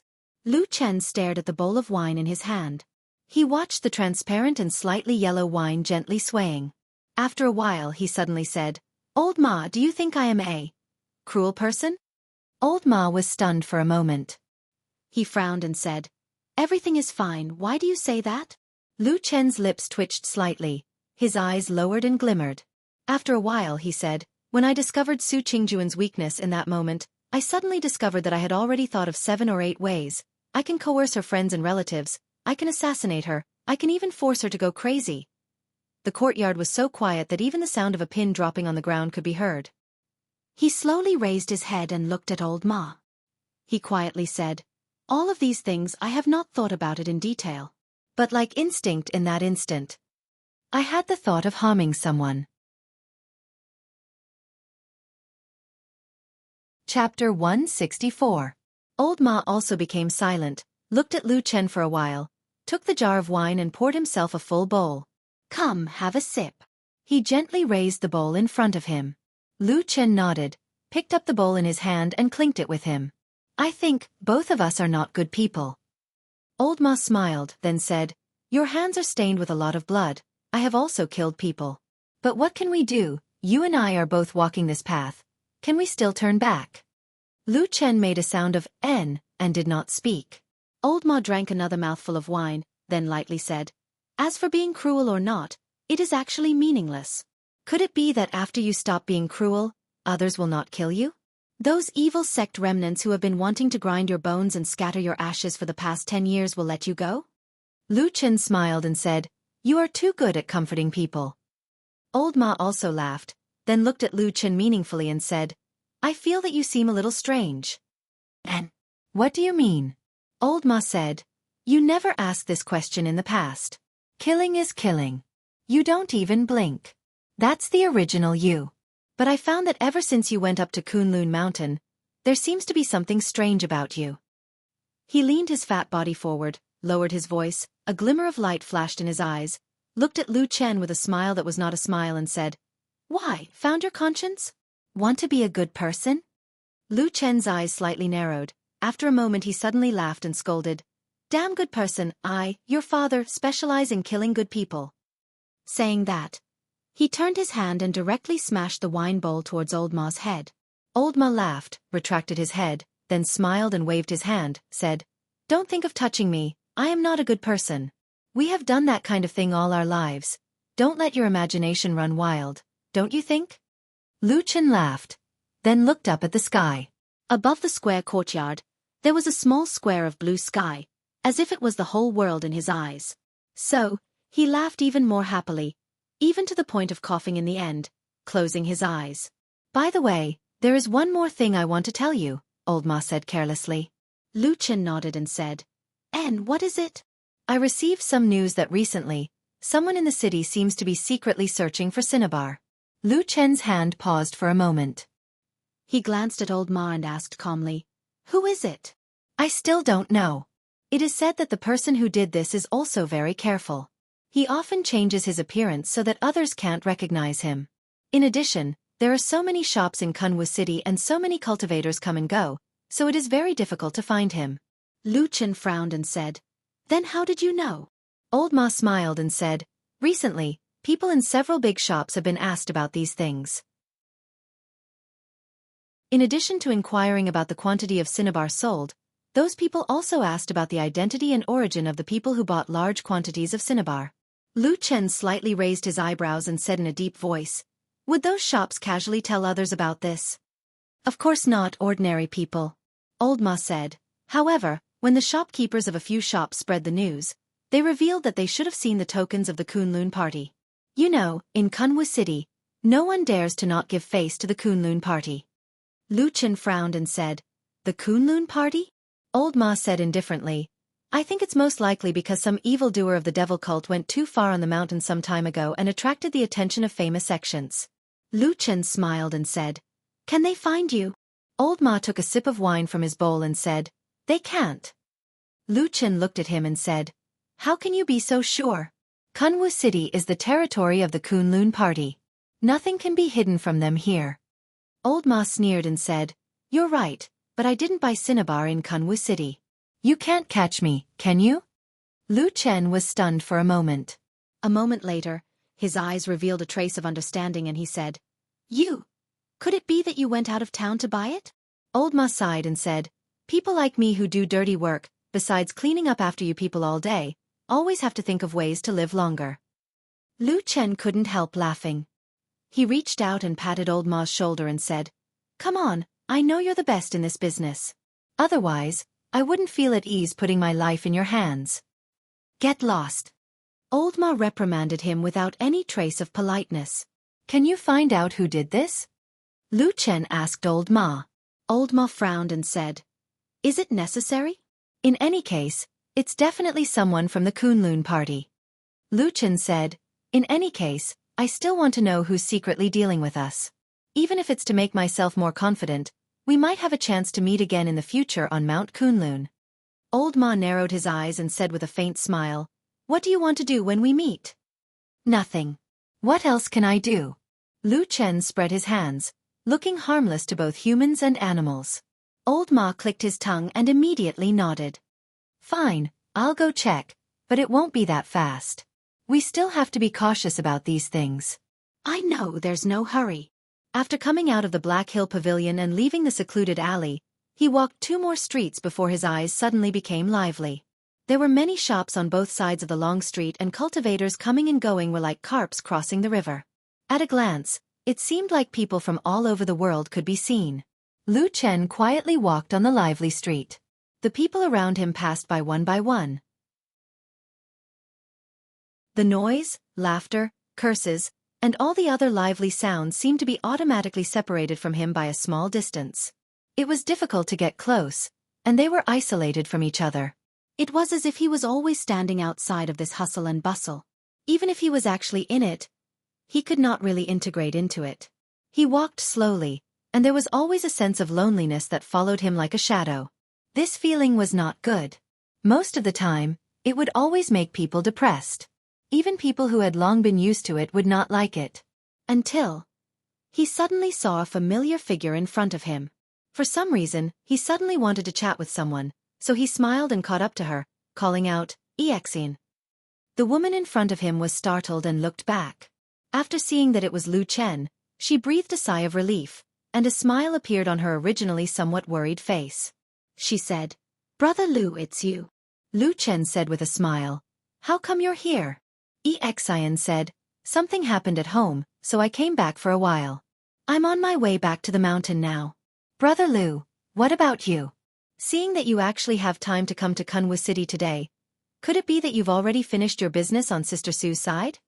Lu Chen said, "That's right. You actually don't know?" Eclipse sighed and said, I haven't been in the mood to think about anything else lately, so I've been paying attention to my master." She then roughly told Lu Chen about the situation on 30 Feet Peak. Lu Chen nodded and said, "No wonder I haven't seen you these past few days. But if there's a strange sign with your master, he might come out of his closed-door meditation at any time. Why do you still dare to go down the mountain?" Xian's expression became a bit more unsightly, and with a bit of worry she said with a bitter smile, "Since yesterday, there hasn't been any sound from the Immortal's Cave on 30 Feet Peak. I am also very worried about my master, but Martial Uncle Melaleuca Japonica said there won't be any news for the time being, so I have to slowly wait. She told me to take this opportunity to go down the mountain and take a look." For a moment, Lu Chen also didn't know what to say, so he could only comfort her. "All right, you don't need to worry too much. Your martial Uncle Yan's experience is 100 times better than ours. Since she's not worried, presumably nothing serious has happened for the time being." Xian nodded lightly and said, "Brother Lu, do you still want to stroll around in this city? I'm still worried about my master, so I'll go back to the mountain first." Lu Chen said, "Let's go together. In any case, I don't have anything else to do." Xian said, and her expression seemed to soften a bit. The two of them turned around and walked away. Just as they were about to walk out of the bustling long street, they suddenly saw a group of people walking in front of them. The way they walked looked a bit arrogant and despotic, swaggering as if they didn't put the people around them in their eyes. Lu Chen glanced ahead and frowned slightly. Just as he was about to pull Xian to the side to make way, someone in front of them suddenly saw them. Someone immediately cried out in alarm, and then someone pointed at Lu Chen and cursed. Suddenly, 7 or 8 people came over, surrounding Lu Chen and Xian in the middle. Xian was stunned, but then she immediately recognized the people in front of her. In a loud voice she said, "Su Qian, Su Wen, what do you want?" Those people were members of the Su family, led by Su Qian and Su Wen. As for Sumo, she didn't see her. Perhaps it was because she was beaten too hard by Su Qingjun that day that her injuries still hadn't healed. Su Qian glanced at Xian with a slightly surprised expression. He then coldly snorted and said, "So it's you, little girl from the Yi family." In Kunwu City, the Su family was far more powerful than the Yi family. Usually, Su Qian, Su Wen, and Sumo didn't treat Xian well. But no matter what, the two families were considered neighbors in the same city. Occasionally, the Su family would go to the Yi family to ask for tea, so they were always polite. At this moment, Su Qian also waved his hand and shouted, "Pull her away!" From the side, someone rushed over. One person stopped Xian, while the other 4 or 5 people grabbed Lu Chen. Lu Chen didn't fight back. From the beginning, he had a faint smile on his face. He indifferently looked at Su Qian and Su Wen. At this moment, he even smiled and said, "What? Young Master Su, do you want to vent your anger on me?" Su Qian walked over with a sneer on his face. He looked at Lu Chen with disdain and reached out his hand to slap Lu Chen's face. He sneered and said, "What? You're not convinced?" Lu Chen slightly narrowed his eyes, and a dark shadow flashed in the depths of his eyes. Chapter 165. Bah! Su Wen said angrily, "Who do you think you are? It must be you who provoked Sister June all day long, making her angry at us. If we don't teach you a lesson, you're going to overturn the heavens." Su Qian sneered and said, "Brother Mo has long wanted to vent his anger on this guy. Capture him for me and let Brother Mo teach him a good lesson." Su Wen laughed loudly. He walked over and suddenly raised his foot, kicking Lu Chen's thigh. He grinned hideously and said, "Go on and shout. Go on and drag him. Let's see if anyone will stand up for you today." "Hey, what are you doing?" Xian, who was at the side, shouted loudly with a frightened and angry expression. However, the people of the Su family didn't pay attention to her and directly pushed her to the side. Then, a large group of people escorted Lu Chen, pushing and hitting him all the way to the Su family's mansion. Xian was so anxious that she stomped her feet. She wanted to save him, but she didn't know what to do. If she went home and called for help, the Yi family couldn't compare to the Su family, so they certainly didn't want to offend the people of the Su family. If she went back to the mountain, Lu Chen was just an ordinary part-time disciple. No one would be willing to stand up for him. After thinking it over, Xian suddenly clenched her teeth and ran in the direction of Mount Kunlun. At this time, she could only beg the elders she knew. She hoped that martial uncle Melaleuca Japonica would be merciful and come down the mountain to save Lu Chen for the sake of her usual love for him. But would there really be people who would be willing to offend the wealthy and powerful Su clan in Kunwu City for the sake of an insignificant part-time disciple? Moreover, the Su clan had a genius born in their clan and was destined to be prosperous for many years to come. Even if it was Jean Dan Friar of the Kunlun party? Xian did not dare to think about these things, because she was afraid that if she thought about it carefully, she would not even have the courage to run to Kunlun Mountain. Brother Lu, wait for me. I'll definitely find someone to save you. There were tears of anxiety in the corner of the girl's eyes, and she desperately ran towards Kunlun Mountain. In Kunwu City, the Su family's residence was also a famous luxurious courtyard. After all, it had been flourishing for many years. It was located in a good location and was very eye-catching. Therefore, when a group of people walked back with a person in custody, it immediately attracted the attention of many passers-by. Of course, the Su residence's main gate was also very imposing, and there was even a special gatehouse next to it. At this moment, when they heard the commotion, several servants and guards ran out. When they saw the commotion, they were immediately dumbfounded and looked at each other in dismay. Not long after, Su Qian, Su Wan, and the others brought Lu Chen to the main entrance and were about to enter without a care in the world. The guards at the side pushed and shoved each other. Finally, an old man who looked a bit old walked up and said with a bitter smile, "Young masters, what are you doing?" Su Qian snorted and said, "Old Li, us two brothers caught a thief on the road, so we brought him back to teach him a good lesson." Old Li glanced at Lu Chen in the crowd, and his complexion slightly changed. He forced a smile and said in a low voice, "Young master, what he's wearing inside is the Kunlun party's disciple uniform, right?" Su Qian frowned and turned his head to take a look. Sure enough, he saw that Lu Chen's coat was only an ordinary piece of clothing, but after the pushing and shoving just now, the clothes underneath were revealed. It was precisely the Kunlun party's disciple uniform. Su Qian was somewhat hesitant. After all, this was Kunwu City. If he wanted to casually punish a Kunlun disciple, it wouldn't look too good, even if it was only an insignificant odd-job disciple. However, at this moment Su Wan, who was standing to the side, sneered and suddenly raised his voice, saying, "Who saw it? Who saw it?" As he said this, he walked over and pulled Lu Chen's clothes tightly, covering the disciple uniform. He sneered at Lu Chen and said, "Stinking brat, you'll die today." From the beginning until now, Lu Chen still didn't have any intention of resisting. He just stood in the same place and indifferently looked at Su Wan. After a moment, he suddenly grinned. Su Wan suddenly felt that the smile was exceptionally dazzling, and he angrily said, "Bring him in. Damn it, when I ruthlessly punish you if you can still smile, I'll change my surname to yours." Old Li, who was standing to the side, repeatedly shook his head. He was an old and experienced man, so how could he not see that there was something fishy going on?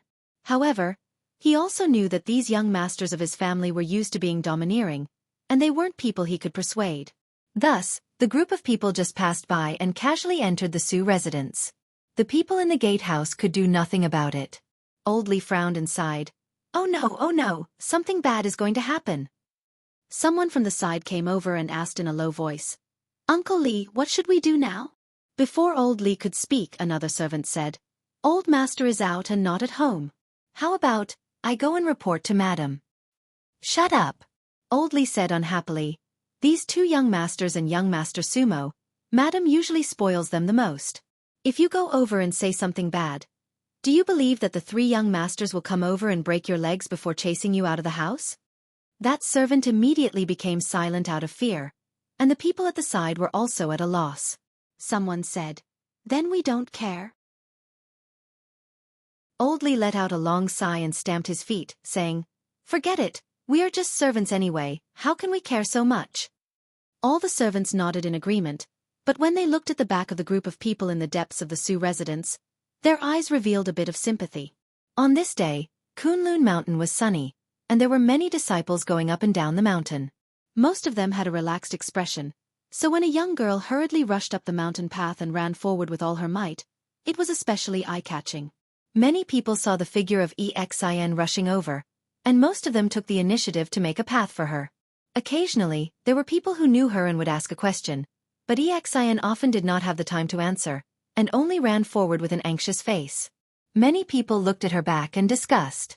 Later, it was unknown who said it, but then many people knew that the young girl was the girl who had caused a stir in the Kunlun party in the incident of He Gang forcing a marriage. So much so that even the faint scar on Xian's cheek was picked up and talked about. But these gossips, Xian did not care. She ran all the way, and only felt that the mountain path was unusually long, so long that she started to hate herself for being too weak. Why couldn't she be like some cultivators like Jean Dan Fryer and Yuanying, who had magical powers and could fly in the air? No matter how long the road was, she could still reach it in the blink of an eye. After such a long time, would Brother Lu have met with an accident? He wouldn't be injured, right? Those abominable Su family people. Would they do something to him? Xian felt that she was so anxious that she was about to cry. Finally, when her eyes were about to blur, she saw the shadow of Melaleuca japonica in the main hall of the flowing fragrance garden. There was someone in the quiet room. Xian did not even think and directly rushed in. The usual rules and etiquette were all thrown to the 9 heavens. In a moment, the door made a heavy and ear-piercing sound. There were 2 people in the room, sitting facing each other and talking. One of them was Melaleuca japonica. At this moment, she turned her head and stood up in shock, looked at Xian and said, "You, what happened to you?" Martial Ant, I beg you to help me, you must help me." Xian with a sobbing tone rushed over, grabbed Melaleuca japonica's arm, shook it and said. Melaleuca japonica misunderstood. She sighed and gently stroked Xian's hair. With a kind expression on her face she said, Hi, good child, don't be too anxious. Didn't I tell you earlier that your master indeed has difficulties in making the breakthrough? But it's still too early to say that he will fail. We still need to wait patiently for a while, so don't worry too much. Xian repeatedly shook her head and said, No, Martial Ant, I have a friend who ran into trouble in Kunwu City and was taken away. You help me go save him. Ha! Melaleuca japonica was startled, then she immediately frowned and said, What exactly happened? Tell me clearly. Although Xian was anxious, she still had to tell her, so she roughly told her what happened on the street in Kunwu City. In the end, she said anxiously, Martial Ant, Big Brother Lu Chen was taken to the Su family. Quickly go save him. Lu Chen? The Su family? At this time, a slightly surprised voice suddenly came from the side. Xian turned to look and was suddenly startled. She saw that the other person sitting across from Melaleuca japonica was actually Su Qingjun. When she came in just now, she was too anxious, so she didn't notice her. Now, she was also stunned. Looking at Su Qingjun's surprised expression, she didn't know what to say. After a long time, she awkwardly called out, Younger sister Su. Su Qingjun's expression didn't look too good. She said gloomily, Younger sister Xian, who took Lu Chen away? Xian secretly glanced at her. After a moment of hesitation, she said in a low voice, It was Su Qian and Su Wen. They brought 7 or 8 people. Brother Lu didn't even have time to fight back before he was taken away by them. Anger flashed across Su Qingjun's face, but she quickly suppressed it. She turned to Melaleuca japonica and said, Martial Ant Yen, in short, thank you very much for the eagle fruit. In the future, Qingjun will definitely repay you. I have something to do today, so I will take my leave first. Melaleuca japonica nodded and said, it's just a small matter. It's not worth mentioning. You don't need to take it to heart. Go. Su Qingjun bowed, turned around, and strode out. When she passed by Xian, her gaze swept over Xian's anxious face. Her footsteps paused for a moment, then she said in a soft voice, Younger sister, don't worry. Lu Chen he should be fine. As she spoke, she shook her head lightly and left. Xian was at a loss. After a moment, she suddenly became anxious again. She ran to Melaleuca japonica's side and said, Martial Ant, can you help me? Go and save him? Melaleuca japonica looked at Xian and said, Who is Lu Chen to you? Why are you so anxious for him? Xian was stunned for a moment, then she said perfunctorily, He's my friend. Martial Ant. Don't ask any more. Quickly go and save him. Otherwise, something bad will really happen if we're late. Melaleuca japonica snorted and turned around to sit down. She said, "He's just a servant disciple. You want me to offend the Su family for him? How can you do that?" Xian was stunned. For a moment, she couldn't speak.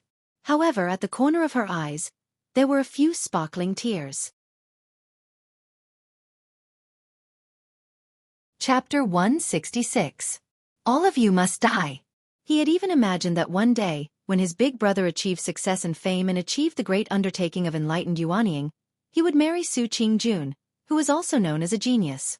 Even when He Gang was at his most glorious and high-spirited, he never dared to imagine that he could develop a relationship with a woman like Su Qingjun. In his mind, only his most respected big brother, He Yi, was worthy of such a fairy-like woman. However, he finally restrained himself because he still had a heavy responsibility. He still hadn't completed the task his big brother entrusted to him, so he couldn't delay his big brother's important matter. Moreover, he wasn't completely muddle-headed.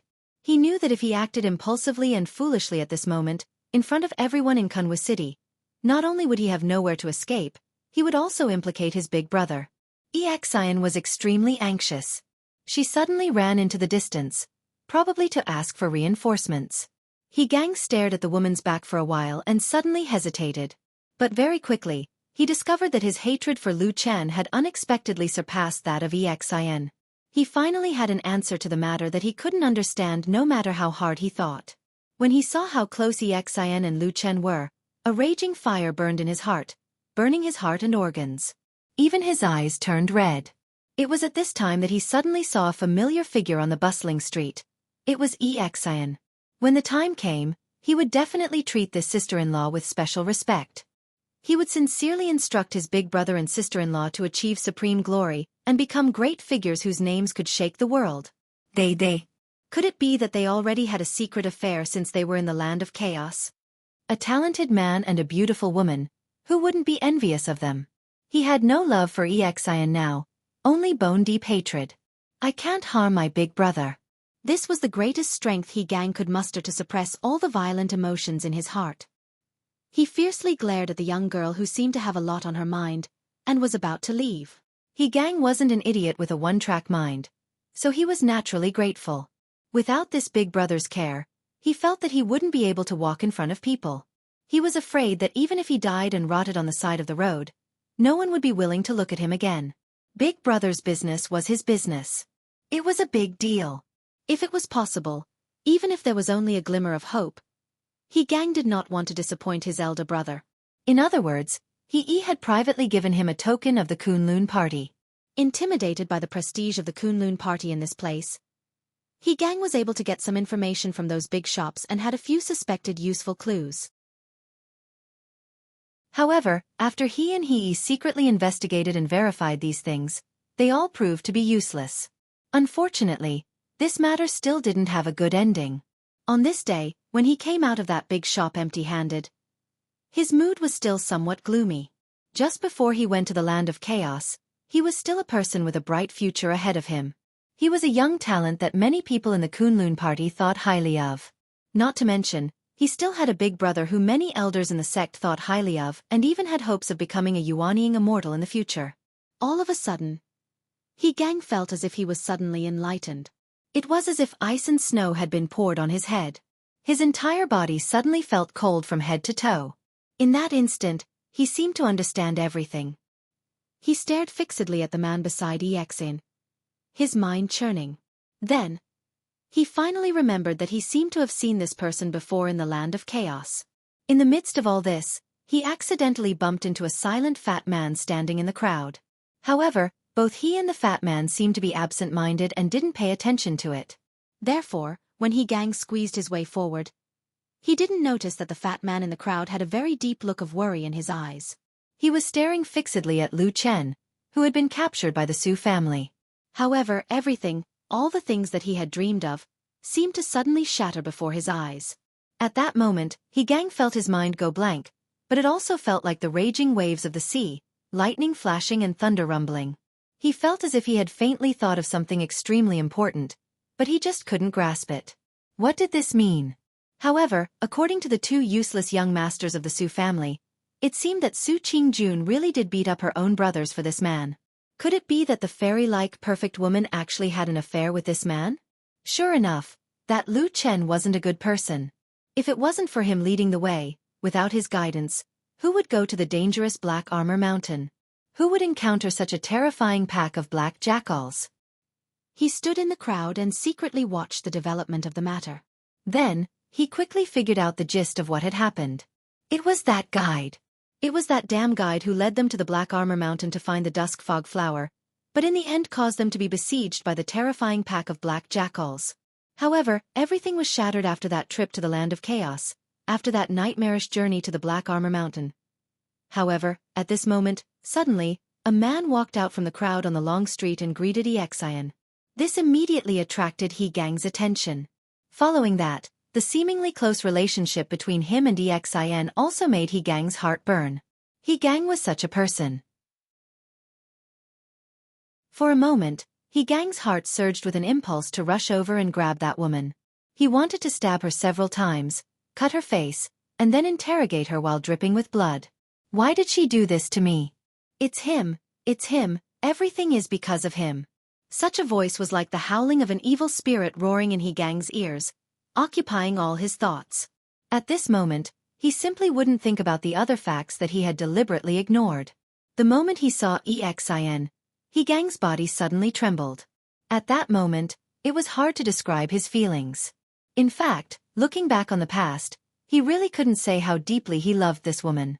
However, later on, this seemingly innocent girl suddenly used such a cruel and tragic method to bite back at him, directly sending him into the 18 levels of hell. This was something that he had never expected at all. Brother Liu? She actually called his name so intimately, as if they had reached a certain level of intimacy. However, looking at this man, he looked so ordinary, where? For example, Xian wouldn't have known Lu Chen at all. For example, Xian had also been seriously injured when she returned from the Land of Chaos. For example, from the beginning to the end, he had been the one to pester Xian. In his heart, perhaps Xian should compensate him for the harm he had suffered. He hid in the shadows by the roadside and looked at Lu Chen and Xian with eyes that were about to spit fire. He watched as they chatted intimately, as well as those intentional and unintentional intimate gestures. This slut! How dare you betray my big brother? All of you are evil, the entire world is evil. He roared angrily in his heart. Then, he watched as the Su family arrogantly humiliated Lu Chen and took him away. When did these two adulterous men and women hook up? How could a woman like Su Qingjun have any relationship with this ant-like man named Lu Chen? He didn't mind this too much and didn't say anything to He Gang. However, He Gang took it to heart and always felt that he had let his big brother down. It must have something to do with this man. They must have had an affair, so this adulterous man and woman deliberately harmed us. Therefore, although he hadn't made any progress in tracking down the cinnabar in the shops in Kunwa City, he also told him that if there was no hope in this matter, he should put it off for now.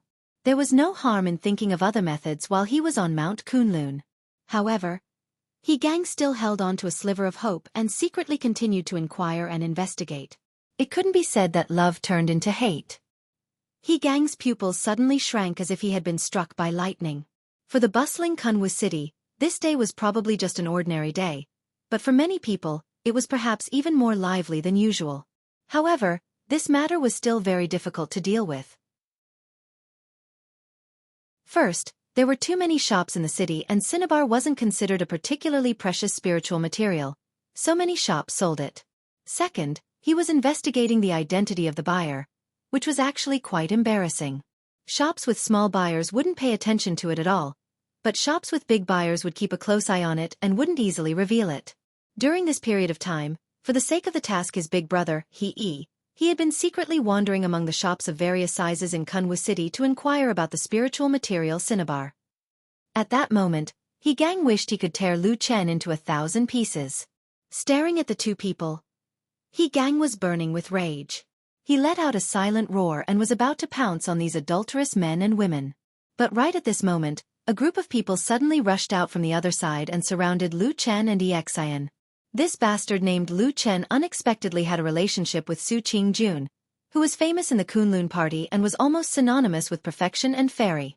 That aloof fairy-like woman. In the crowd, He Gang clenched his fists and couldn't help gasping for breath. He felt as if the blood in his whole body was about to boil. At this moment, he even hated Su Qingjun to the bone. He resolutely followed the group of people from the Su family. Along the way, he watched Lu Chen being pushed and beaten. The pleasure in his heart couldn't be any greater. When he was about to reach the gate of the Su residence, because there were already a lot of onlookers around, he had no choice but to desperately squeeze his way in. That day, among the 3 people on the Black Armor Mountain, Xian's cultivation was the lowest and she had the least experience. But why did Martial Uncle Han die tragically, and he was seriously injured and disfigured, but this woman was safe and sound? He even offended all the young masters of the Su family in Kunwu City, and even caused them to be beaten up. But very soon, He Gang found another thing that made him even more jealous. So much so that when he saw those people from the Su family pushing and beating Lu Chen, a trace of cold and ruthless killing intent flashed across the depths of his eyes. In pain, people were always willing to believe what they liked, regardless of whether it was right or wrong. Until today, he became like this, neither a human nor a ghost. Not only did he implicate his big brother, he was also punished, and he was even driven out of the Kunlun party. In such a miserable situation, the source of everything was instantly transferred to this hateful man. He Gang, who had originally taken a step forward, suddenly stopped. The 2 brothers had a good relationship since childhood. He was a bit older than He Gang, but his talent and luck were far better than his, so it was always He who took care of him. Even after the incident with Xian, even though he suffered a lot of criticism and pressure, he didn't give up on his younger brother.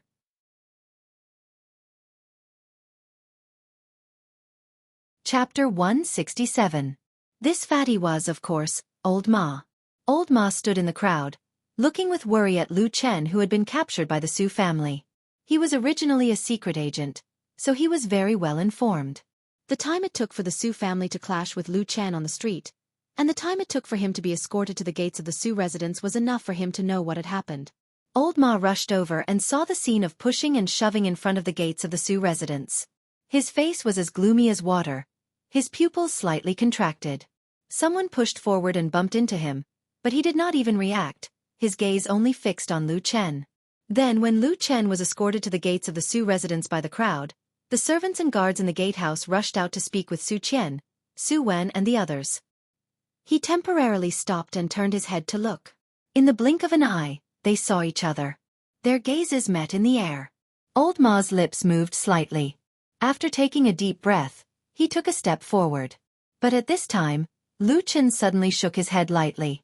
Old Ma immediately stopped, standing stiffly in place like a pillar, even if his eyes flashed with a layer of indescribable pain and anger. His hands were hidden in his wide sleeves, clenched into fists, his fingernails digging into his flesh, leaving deep white marks. His gaze was silent, but it seemed to say something. 2 silent men, standing in the crowd, seemed to be a lonely shadow outside of this world. At this point in life, it was like a trace of mud flitting across the years, or like someone's meaningless and distant sigh. So, there were actually so many more important things. Old Ma raised his head, looking at the sky. It was daytime, the sky bright and clear. In this beautiful world, in this bright day, how could there be a shadow? He gritted his teeth, but smiled, and then slowly lowered his head. Lu Chen was escorted into the Su residence. Without a doubt, this was the first time Lu Chen had come to the Su family's mansion in Kunwu City. This was the place where the Su clan resided in Kunwu City, and it was also their most fundamental foundation. Over the years, many extraordinary people had come out of this mansion, and they had allowed the Su family to prosper for many years. Even today, the Su family had not declined, and in the foreseeable future, it seemed that the Su family would continue to prosper. This was because another talented genius had appeared here. She was like a perfect fairy who lived on the Flying Goose Terrace. The Su residence was, of course, very large, and at the same time very luxurious. Moreover, because it had flourished for many years, it had a deep heritage and accumulation, so there was also an extremely deep aura of nobility here. The paintings on the veranda, the exquisite carvings of birds and beasts on the eaves, the seemingly ordinary but actually incomparably precious flowers and trees. All of them showed that this place was different from the rest, showing that the Su family was a truly famous and influential clan. However, compared to the heavy accumulation in the surroundings, Su Qian, Su Wan, and the others who were escorting Lu Chen seemed somewhat out of place. Each and every one of them was in high spirits, arrogant and domineering. The servants who passed by on the road retreated one after another, and those who didn't have time to greet them hurriedly. Su Qian and Su Wan naturally didn't have the time to talk nonsense with these servants. At most, when they saw a few pretty young maidservants, they would laugh heartily and hug them to take advantage of them.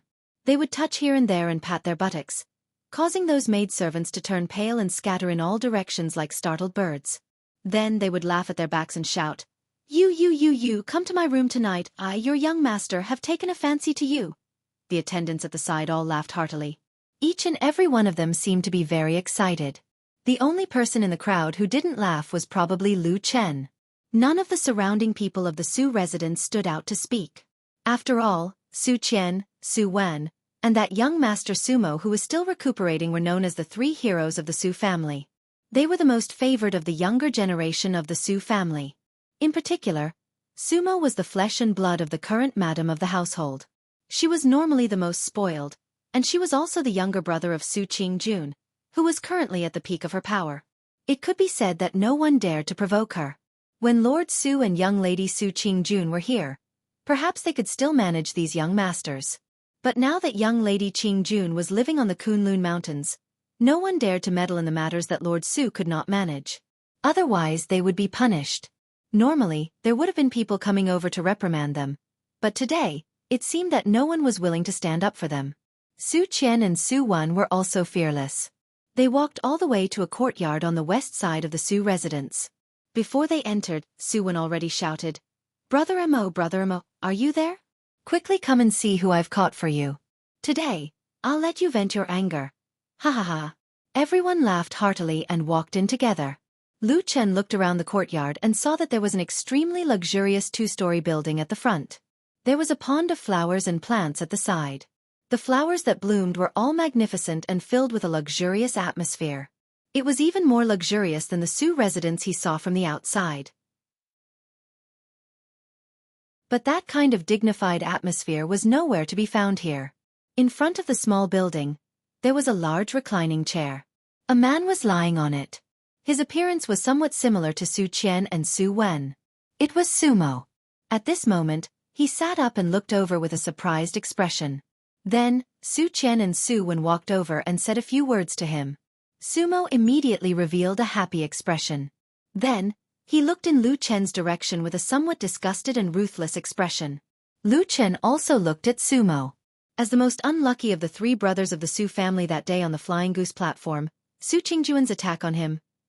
Oh, actually, it was his foot that was the heaviest. It was said that this fellow broke several bones and couldn't get up for half a month. Looking at his current appearance, it seemed that he really hadn't fully recovered. Once a woman flipped out, it was still very scary. In Lu Chen's mind flashed the image of Su Qingjuan's valiant and heroic posture, after flipping the table on the Flying Goose platform. He couldn't help but laugh in his heart. But on the surface, he still quickly lowered his head and didn't look at the people around him, appearing somewhat timid. Just now at the Su residence's front door, he saw old Ma. With their many years of working together in friendship, even if it was just a silent glance, they were able to exchange a lot of information and thoughts. He saw old Ma's worry, but in the end he still stopped him. The evil sect spy hiding in the Kunlun Mountains had still not been found. No matter what, it was not the time for him to expose his identity. Since he had to compromise, since he was determined to endure it, then there was no point in continuing to resist. Bring him over. Sumo, who was sitting on the rattan chair, shouted loudly. The attendants beside her immediately surrounded Lu Chen and pushed him to the stone steps in front of the small building. Su Qian and Su Wen stood beside Sumo. Sumo looked very excited. She stared at Lu Chen and said with a hideous smile, "Brat, do you still recognize me?" "Yes, you are Master Su."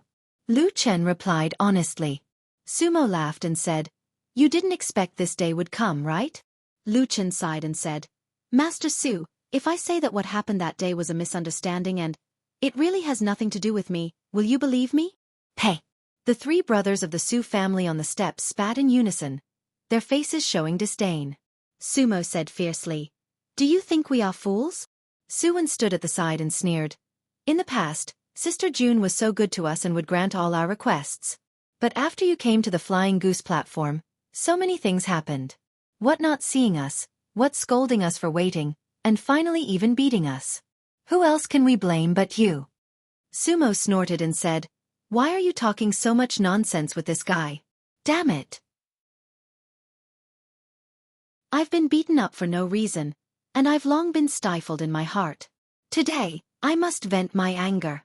After saying that, he suddenly raised his voice and roared, "Someone bring my treasures here." Someone at the side had already answered. Then, two people went and walked into the small building, laughing and joking. After a while, they came out with a few big boxes and placed them in front of the three brothers of the Su family. Then they opened them one by one.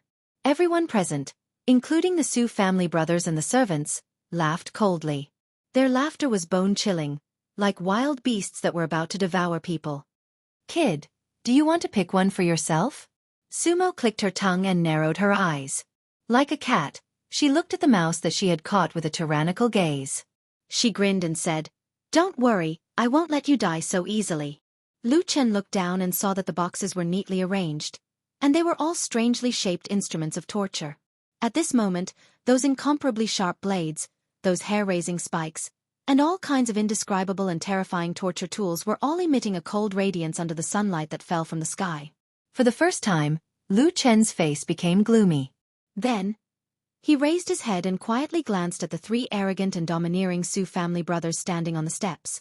His eyes were cold. Outside the Su family's gate, the crowd of onlookers had yet to disperse. There would never be a lack of busybodies. It was in many people's nature to watch the fun. He Gang stood in the crowd. He was a little anxious, a little excited, and a little regretful that he couldn't go in and see Lu Chen being punished. However, the words that came from the crowd around him from time to time still made him obtain great satisfaction. The rumor that the three brothers of the Su family liked to use torture to punish their servants and make them beg for death. Although there was no evidence, it was vividly described as if it was true. In the crowd, He Gang was happy. On the other side, Old Ma's face was slightly trembling and twisted. He was forcibly suppressing the anger and anxiety in his heart. It was at this time that they suddenly raised their heads at the same time and looked towards the sky.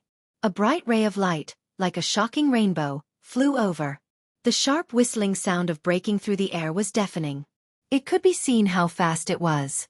In just a moment, this rainbow light directly landed in front of the Su family's gate.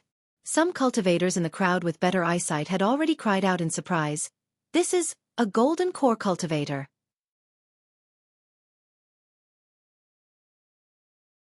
Chapter 168.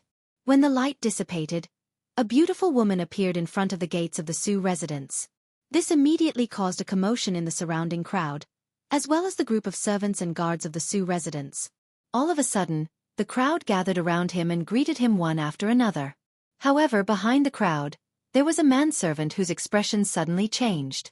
After looking left and right, he took advantage of the crowd's inattention to sneak away and ran into the depths of the Su residence.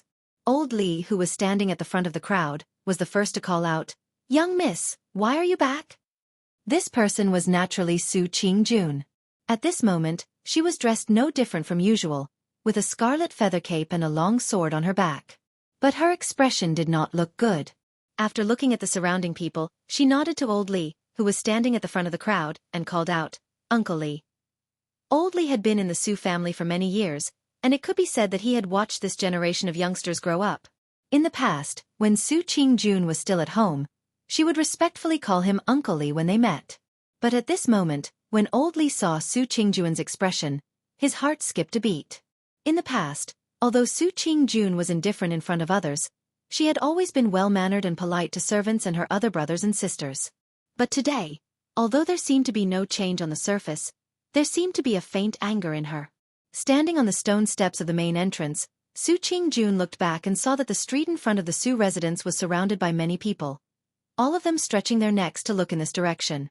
Her expression slightly sank, and she asked Old Li, "What's going on?" Old Li did not know what to say for a moment, but when Su Qingjun looked at him and slightly furrowed her brows, that natural majesty and reverence towards the legendary Jin Dan friar made him quickly make a decision. No matter how arrogant the three young masters of the Su family were, How could they be compared to the genius girl in front of him? As a result, Old Li obediently recounted what he had just seen. At the end, he pointed at the crowd in front of him and said, "Young Masters Su Qian and Su Wen captured the people and brought them into the manor. Those people were the ones who had come to watch along the way and have been waiting here for a long time." A trace of anger flashed across Su Qingjuan's face, and she asked in a low voice, "What does that person look like?" Old Li thought for a moment, then described the appearance of the man who had been captured by Su Qian and Su Wen. A few of the servants beside him also added a few sentences to the story. For the servants of this kind of rich and powerful family, observing one's expression was the most basic skill.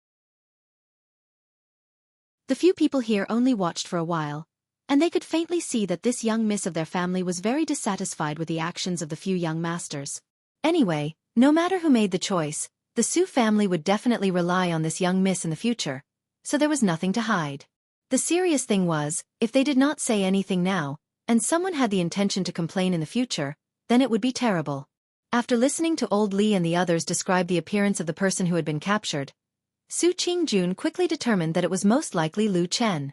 As for why Su Qian and Su Wen would suddenly find trouble with Lu Chen, Su Qingjun also had an idea in her heart, but it was also because of this that she became even more angry, and a little worried. So after listening to Old Li's words, she quickly nodded her head, and then walked into the Su residence with a cold face. Naturally, no one dared to stop her, and in an instant, a path opened up. Unexpectedly at this moment, a servant girl suddenly ran out of the Su residence. She had a pretty appearance, and looked to be around 14 or 15 years old. Her expression was a little anxious, and when she saw Su Qingjun walk in, she hurriedly ran over with large strides. She first bowed to Su Qingjun, then hurriedly said in a loud voice, "Young miss, Madam heard that you've returned, and is very happy. She wants you to meet her in the front hall." Su Qingjuan's footsteps stopped, and a trace of surprise appeared on her face. "Mother wants me to go over?" The servant girl nodded repeatedly, and said with a smile, "Yes, Madam said that she hasn't seen you in a long time. It's rare for young miss to return today, so she wants to see you immediately." A trace of hesitation flashed across Su Qingjuan's face.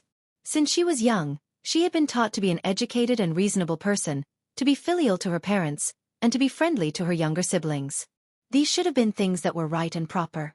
Moreover, after she entered the Kunlun party, she lived on the mountain for a long time, and the number of times she returned home had decreased, and she rarely had the opportunity to be in front of her parents. Thinking of this, she glanced in the direction of the west side of the Su residence. She still understood the few younger brothers and cousins in the family. Although they were usually a little naughty and mischievous, they were respectful in front of her. She also didn't hear that they had done anything too vile. After a while, there shouldn't be any big problems, right? After thinking for a while, she nodded her head and said to the servant girl, "Okay, then I'll go over."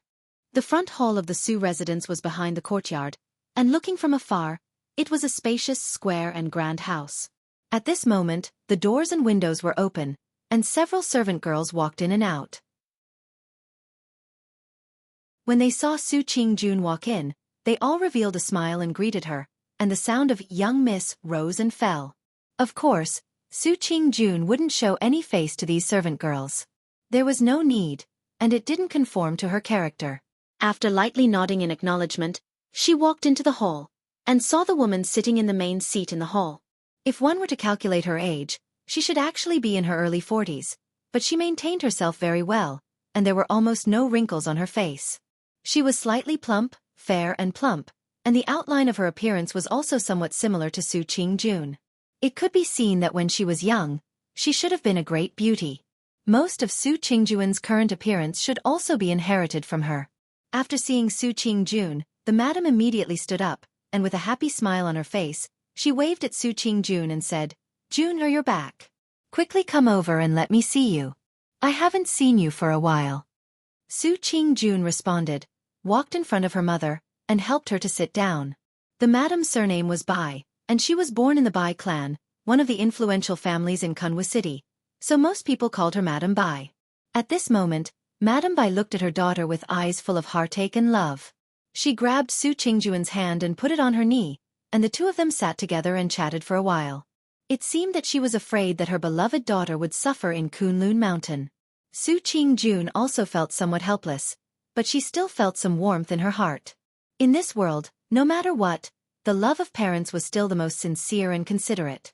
After answering Madame Bai's questions one by one, she finally said with a smile, "Mother, you don't need to be so worried. Don't forget that I've also cultivated to the Jin Dan realm. In any case, I'm a Jin Dan friar. I'm immune to cold and heat, and I won't get sick. Don't worry." Madame Bai snorted, stroked her daughter's black, shiny and soft long hair, and said, "If I came from an ordinary family, I might believe you. Unfortunately, in any case, I'm the daughter of the Bai clan, and I've been married to the Su family for dozens of years. How could I not know these things about cultivation?" She sighed, and her face looked a little sad and worried. She said to Su Qingjun, "As a cultivator, if you have some achievements in cultivation, you naturally won't have the illnesses of ordinary people. But how can you not have troubles just like that? All kinds of hardships and pain in cultivation, the backlash of taking pills and spiritual materials, and all kinds of dangers when breaking through to the next realm. On the contrary, it's still much more than ordinary people. Even when you cultivators quarrel and fight with others, those with high cultivation often want to kill people. Do you think I don't know?" Su Qingjun was also speechless. Then she smiled bitterly and said, "Mother, it's actually not as exaggerated as you say." Madame Bai patted her hand and gently said, "I know. Anyway, you can be considered to have some achievements in cultivation. I'm also a little more relieved. But you still have to take care of yourself, understand?" "And I understand. Also, when you are on the Kunlun mountain, when you have time, take care of your younger brother Sumo. As for the rest of the family, you can do as you see fit. Mo is your biological younger brother. His talent is not as high as yours. It's also my fault. When I was giving birth to him, I met with something that didn't go my way. Anger attacked my heart and caused me to have a difficult birth, causing his innate vitality to be damaged." Su Qingjun softly said, "Mother, don't worry. I will naturally take good care of my younger brothers at home." Madame Bai looked at her, and her face slightly darkened. She said, "That's right. A few days ago, when Emperor came back from the mountain, he was seriously injured. He couldn't get out of bed for 10 days to half a month. I originally wanted to investigate this matter. In the end, after carefully interrogating Su Qian and Su Wen, they said that it was you who injured Emo. I scolded them at that time, saying how could that be possible? You are Moor's biological sister. How could this be?" Su Qingjun was silent for a moment. She looked at Madame Bai's face and said in a low voice, "Mother, that matter was indeed done by me." Madame Bai tightened her grip on Jun Linyuan's hand. She didn't speak for a while. She just stared at Jun Linyuan and frowned. "Jun, I know your temperament. You are usually the most sensible person in the world. You also love your younger siblings very much. What happened? Why did you have to be so heavy-handed? Why did you have to teach your half-brother a lesson?" Su Qingjuan's face showed a slight struggle. After hesitating for a while, she shook her head and said, "Mother, when my younger brother was on the mountain that day, he did indeed do something wrong." Madame Bai's face darkened. She said, "What on earth did he do wrong? Tell me." Su Qingjun had no choice but to tell her what happened on the Flying Goose platform that day. After listening to her, a trace of displeasure flashed across Madame Bai's face.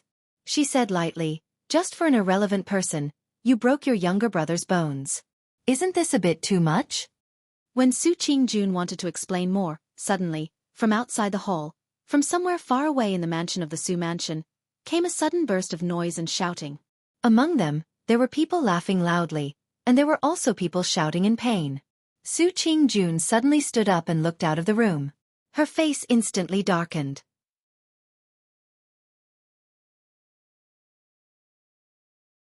Chapter 169. I'm going out for a walk. Su Qingjun turned around and said to Madame Bai. She was about to walk out, but she heard Madame Bai suddenly call her and said, "June, come and sit down. I have something to tell you." Su Qingjuan's body froze in place. After a moment of hesitation, she frowned slightly and said to Madame Bai in a soft voice, "Mother, I have something urgent to deal with now. Can I come and talk to you after I'm done?" Madame Bai stared at her, and her face gradually darkened. She said lightly, "Why? In your opinion, is there anything more important than your parents in this world?" Su Qingjun was stunned and speechless. She turned around to look at Madame Bai and said, "Mother, how can you have such a thought? I've never disrespected you." Madame Bai looked at her for a while and suddenly sighed. She said, "My good daughter, of course I believe you. Come here." She waved at Su Qingjun. Su Qingjun was a little hesitant, but then she slowly walked over. Madame Bai stood up and gently held her in her arms. There was a trace of love on her face. She murmured, "In this world, how can there be parents who don't love their children? June, I'm really thinking about you." Su Qingjun was silent for a moment. She said, "Mother, I still don't quite understand what you mean." Madame Bai shook her head and said, "You're in a hurry to go out now. Do you want to go to your brother's place?" Su Qingjun suddenly raised her head and looked at Madame Bai. She looked surprised and blurted out, "Mother, how did you know?" She paused for a moment, and then her face turned cold. She said, "Then you also know what Sumo did?" Madame Bai gently waved her hand and said, "That child is only a little naughty. It's only because you beat him up so badly last time that he has nowhere to vent his anger. He doesn't dare to cause trouble for you. Isn't he just casually finding an insignificant servant to vent his anger on? What's there to be surprised about?" Su Qingjuan's eyes showed some surprise and anger. She said in a low voice, "That's not right." Madame Bai snorted and said, "There are many big and small aristocratic families in Kunwu City. There are many young people there who beat people to vent their anger. Beating and scolding is like a common thing. Don't say it as if you haven't seen it since you were a child." Su Qingjun wanted to say something, but she hesitated. She clenched her teeth and said after a long while, "Mother, that's different. He's a Kunlun disciple. He's just a part-time disciple." Madame Bai suddenly raised her voice and said, "He has no talent and no background. What's the difference between him and the servants in our family?" Su Qingjun slowly clenched her fists inside her sleeves, but her head slightly drooped. Seeing her expression, Madame Bai's heart seemed to soften. She lowered her voice and said softly, "June, you're the most outstanding person in our Su family. You're also the child that both your father and I love the most. If nothing unexpected happens in the future, the foundation of our Su family will definitely be handed over to you. Even if you're infatuated with cultivation and have no interest in worldly money, when your younger brother inherits the family business in the future, won't he also have to fulfill all your requests and do his best to provide for you? You must always remember that we're a family. Blood is thicker than water. Nothing can compare to this." Su Qingjun slowly raised her head and suddenly said, "Mother, did Sumo say something to you?" Madame Bai glared at her and said, "What's Sumo?" "Sumo is not Sumo. He's your younger brother." After that she said lightly, "You're so young now, but you've already cultivated to the Jin Dan realm. Your future is limitless. Not to mention Zhenren Yuanying. You can even have a chance to explore deity transformation stage Zhenren. With such a bright future, how could a good-for-nothing part-time disciple be worthy of you?" Su Qingjun was stunned. Then, she slowly shook her head as if she couldn't believe it. She said bitterly, How could you think like that? How could you say that?" Madame Bai's face darkened. She said, "Am I wrong? Do you dare to swear to God that you don't have the slightest affection for that man named Lu Chen?" Su Qingjun was just about to speak, but she suddenly fell silent. After a while, she smiled bitterly and said, "Mother, you're thinking too much. It's not like that at all. It's true, everyone has a time when they're young." Madame Bai suddenly interrupted her and said coldly, "Everyone is young and full of love. It's human nature. It's not a big deal. Even when I was young, before I married your father, my heart was also moved by those free and unrestrained wastrels who roamed the world. But in the end..." She smiled faintly and didn't continue speaking. Instead, she gently held Su Qingjuan's hand and said, "June, listen to your mother. I'm doing this for your own good." Su Qingjun took a deep breath and shook her head. She said, "Mother, I think you've really misunderstood. I dare to swear to God that from the beginning to the end, since I joined the Kunlun party to cultivate, I've never had an affair. But this matter has nothing to do with Lu Chen. Sumo has found the wrong person." As she said this, she turned around and walked quickly towards the door of the hall. Madame Bai suddenly shouted, "Stop!" Su Qingjuan's body paused for a moment. She looked back at her and said, "Mother, haven't I already said?" Madame Bai said coldly. "Why don't you take a look at yourself now? For an outsider who has nothing to do with us, you look like you're burning with anxiety. You're in such a hurry to make things difficult for your own brother?" Su Qingjun said loudly, "I'm not going to make things difficult for him. It's him who did something wrong. If he has the ability, he can come to me. I'm the one who hurt him. Why does he want to vent his anger on me?" Slap! Suddenly, a crisp sound came from the hall. It was Madame Bai who slapped Su Qingjun hard in the face with a livid face. Su Qingjun covered her cheek with her hand. There was a look of disbelief in her eyes. She looked at Madame Bai in astonishment. It seemed that even her voice was a little shaky. She said, "Mother, I'm hitting you to wake you up." Madame Bai said coldly, "What? Do you think you're great now that you're Jean Dan Fryer? You can crush me with one finger. That's nothing. Come over and draw your sword and kill me." Su Qingjun took a step back. There was a painful expression on her face. She shook her head and said, "Mother, how could I?" Madame Bai took a deep breath and calmed down her unusually excited mood. Then she stared at Su Qingjun and said, "Jun, listen to me. Your father and I are not young anymore. How can there be immortality in this world? Our only wish is that you and Mo can help each other for the rest of your life. Because in this world, there's no one who is closer than blood. If you don't believe in your own brother and this blood, who else can you believe in?" Looking at Su Qingjun, she raised her voice and yelled with unusual anger. "But now, you're going to make things difficult for your brother for an outsider. How can I be at ease after 100 years? Are you trying to anger me to death?" She scolded Su Qingjun angrily, as if she was looking at a child who was resentful of iron for not becoming steel. There was even a faint trace of tears in her eyes. Su Qingjun stepped back in a daze. She grew up listening to heaven and earth, her parents, and her teachers. She was taught to be respectful, and she had always done so. For so many years, no one had ever said that she was wrong. No one had ever not praised her for being sensible and polite. Everyone thought that she was the best daughter in the world. But all of this seemed to have suddenly changed today. "Are you trying to anger me to death?" Her mother's question exploded in her ears like a clap of thunder, causing her to feel dizzy and her mind to go blank. She staggered a few steps back. As if it was instinctive, she subconsciously wanted to walk out. "Listen, I won't argue with you about the matter of you hurting me the last time, seeing that we are a family." Madame Bai looked at her coldly from behind and said, "But if you dare to find trouble with him again, I will kill myself in this hall, in front of you." Su Qingjuan's body shook and her face instantly turned pale. She turned around and looked at Madame Bai, as if she was looking at a stranger. 2 streams of tears flowed down her cheeks and she said in a trembling voice, "Mother, why do you have to do this? Why do you have to do this?" Madame Bai's face was ashen as she turned around and no longer looked at her. She said, "If you really dare to disobey me, then go and try it yourself. Otherwise, hurry up and leave this place now. Immediately return to Kunlun Mountain. Leave immediately." At the end of her words, her tone was harsh and stern. Su Qingjun looked at her in a daze. Then she slowly walked out of the hall. Under the strange gazes of the servants, she used her hand to wipe away the tears on her face. This way, she could pretend that she was still perfect. She slowly, step by step, walked towards the front.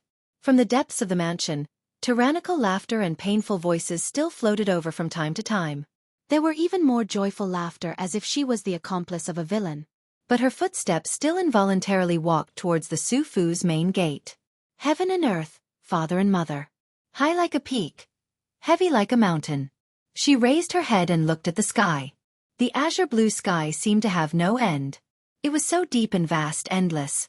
Her face was pale, as if there was not a trace of blood. Unknowingly, she really did walk in front of the Su Fu's main gate.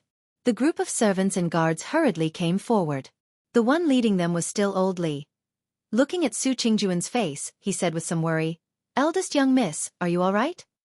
Su Qingjun did not respond to his words. She only stared blankly at the several stone steps in front of the Su Fu's main gate. She had never thought that these stone steps in her own house would be so difficult to walk. The most difficult thing in the world, Was it the ways of the world? Her face was pale as she stood in front of this huge aristocratic family's main gate. She stood under the Su family's large signboard. The people at the side looked at each other, but for a moment, no one dared to say anything. She did not know how long she stood there. The wind blew past her body, her hair and clothes all slightly fluttered. Gradually, a clear and cold feeling seeped out. Clear as water. Cold as ice and frost. She suddenly turned her head and looked at old Li. She opened her mouth. Her voice was like the clear ringing of a bell in the wind. There was not the slightest bit of dirt. She quietly asked, "Uncle Li? May I ask if there is a table in your room?"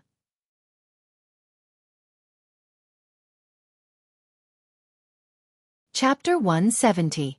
That day was supposed to be a very, very ordinary day in Kunwu City. It was bustling, people coming and going, merchants and goods flourishing.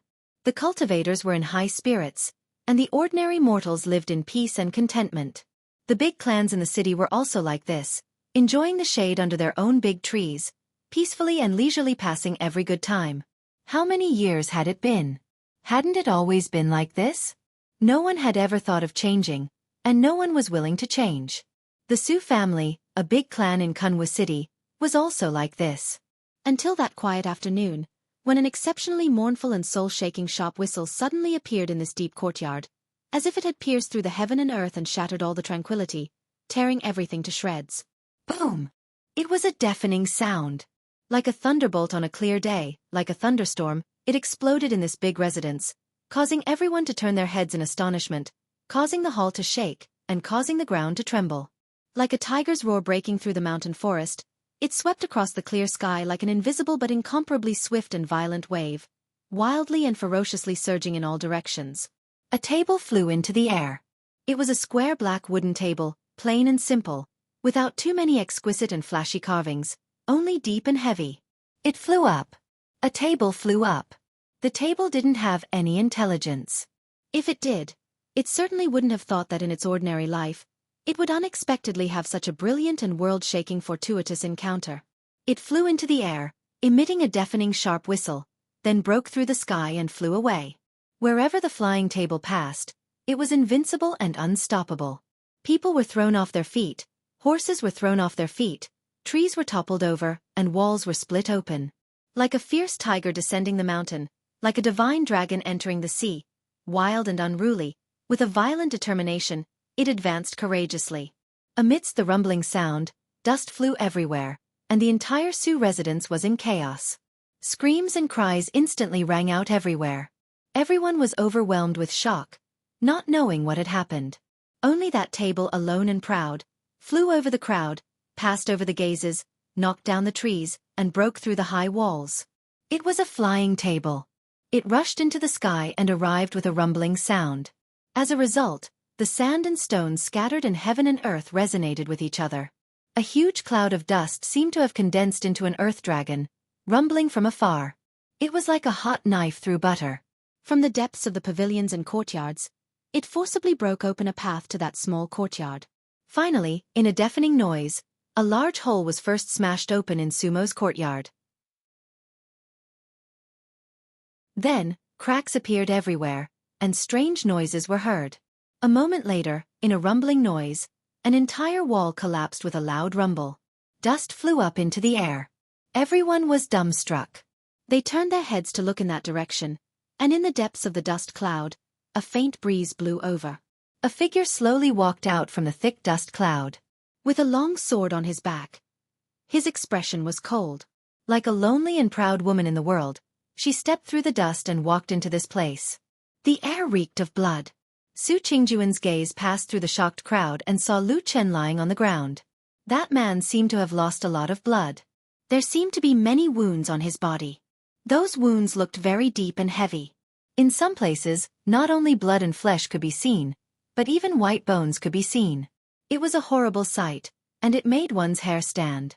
But for some reason, even with such heavy injuries, the man did not faint.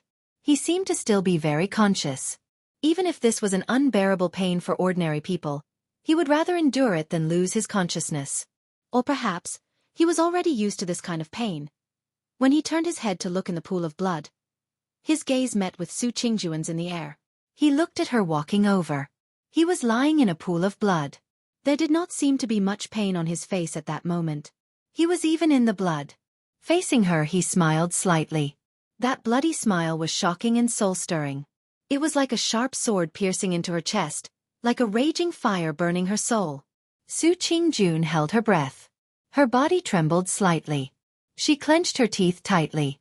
Just when she wanted to control herself again, she saw that beside the man lying on the ground, there were those terrifying and twisted instruments of torture scattered all over the ground.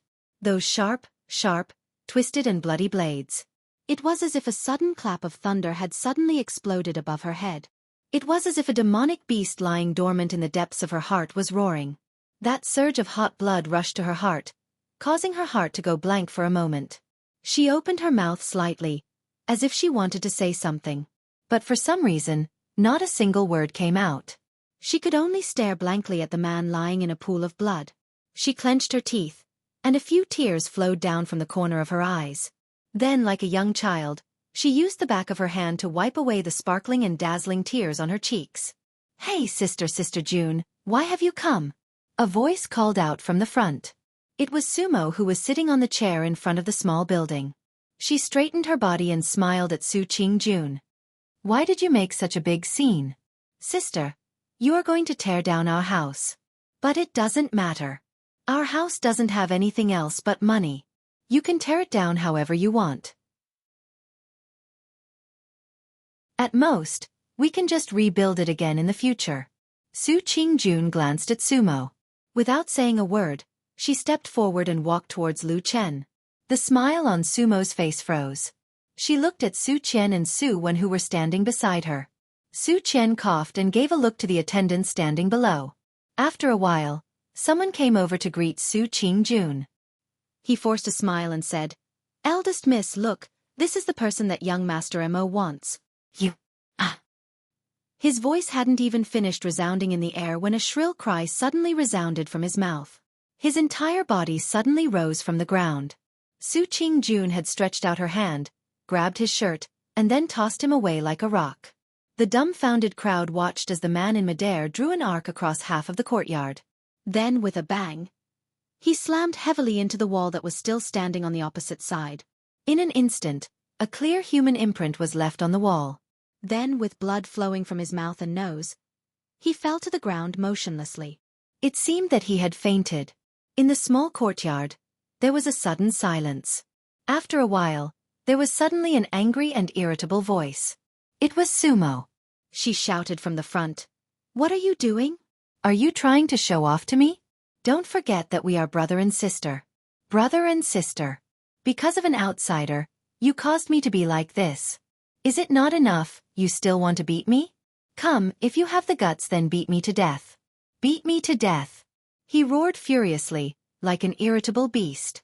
Su Qingjun looked coldly at him in front of the small building. Her eyes were as cold as snow. She suddenly raised her hand. In this chaotic small courtyard, a clear dragon roar was heard. It was like a ray of autumn water shining into the dust, like a pool of clear water washing the world. A ray of sword light lit up, illuminating her peerless face and reflecting in her clear and bright eyes, emitting a dazzling radiance. The long sword on her back flew out of its sheath. The sword shadows filled the sky. A strange scene appeared. Under the clear sky, a full moon suddenly appeared in the sky. Cold and lonely, unattainable. The moonlight, like water, fell into the world, illuminating the sword light. The sword blade reflected the moonlight. The moonlight turned into silence. All living things in the world held their breath. Only that light, from the endless vault of heaven, faintly slashed down. It was the moonlight slash. That moment of brilliance seemed to snatch all the years of the world. It was silent.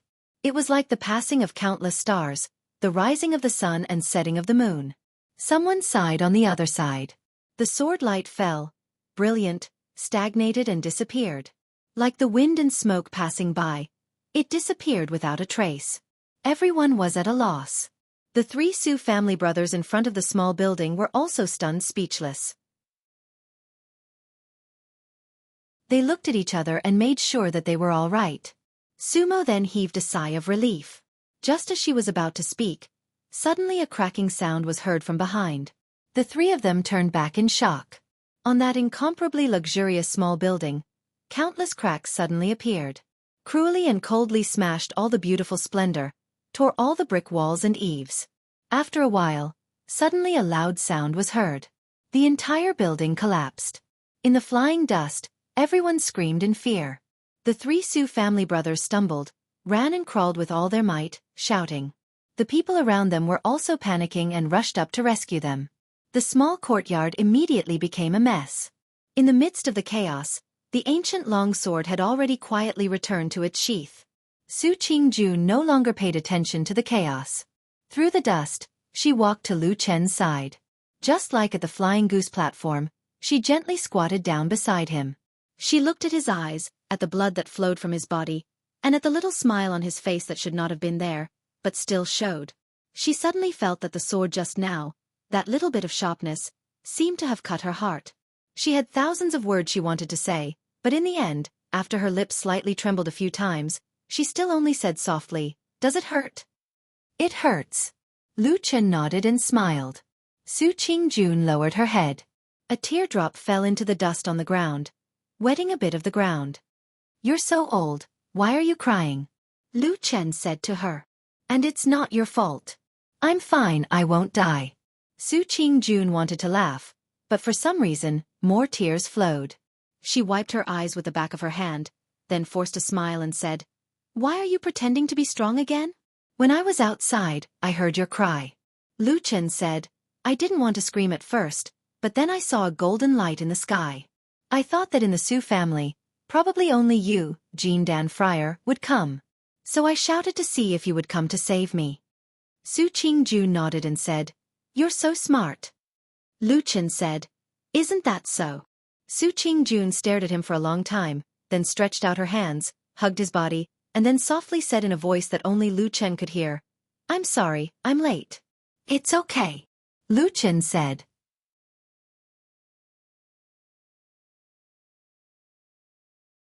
Chapter 171.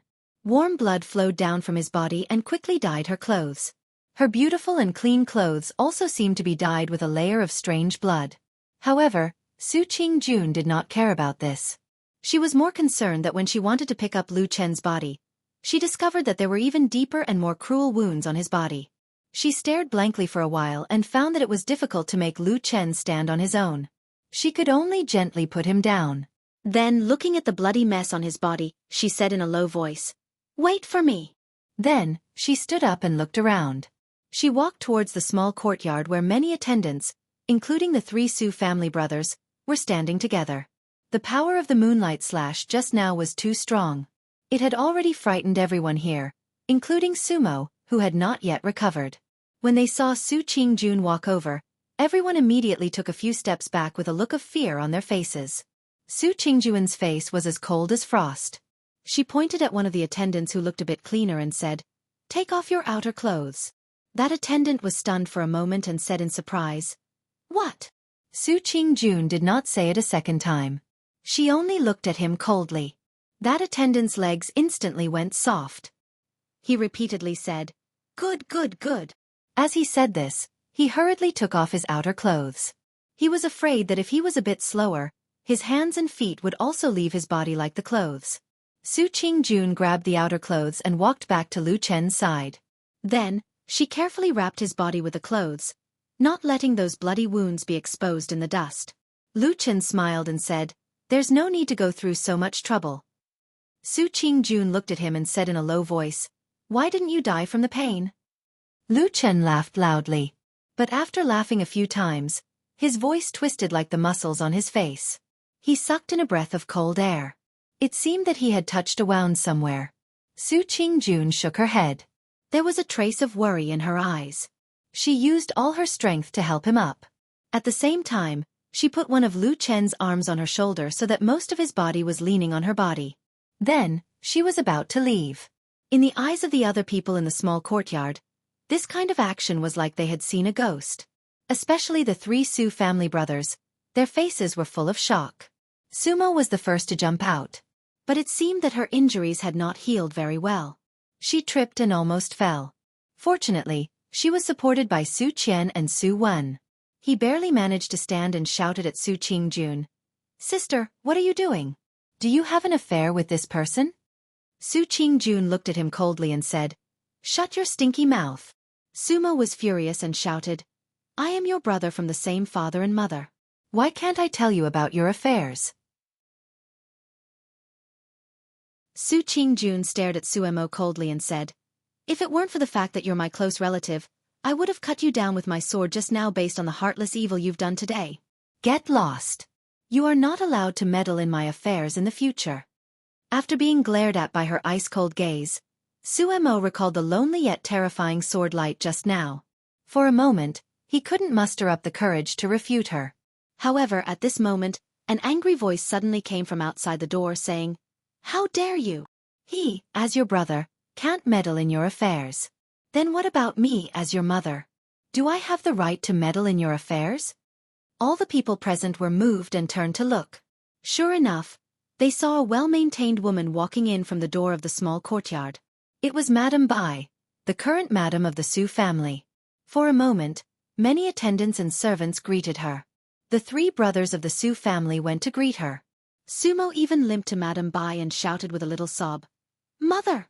Madame Bai patted him gently on the shoulder, her expression overflowing with affection. She then turned to look at the wretched state of the collapsed trees and collapsed walls. Her brows immediately furrowed, and when she looked at Su Qingjun again, her expression was incomparably gloomy. "Jun, don't you have any respect for me?" Under Madame Bai's threatening gaze, Su Qingjun dodged a little at first. But soon, she seemed to have the courage to look straight into her mother's eyes and said, "Mother, I have said that it was my brother's fault today." Madame Bai said angrily, "What did he do wrong?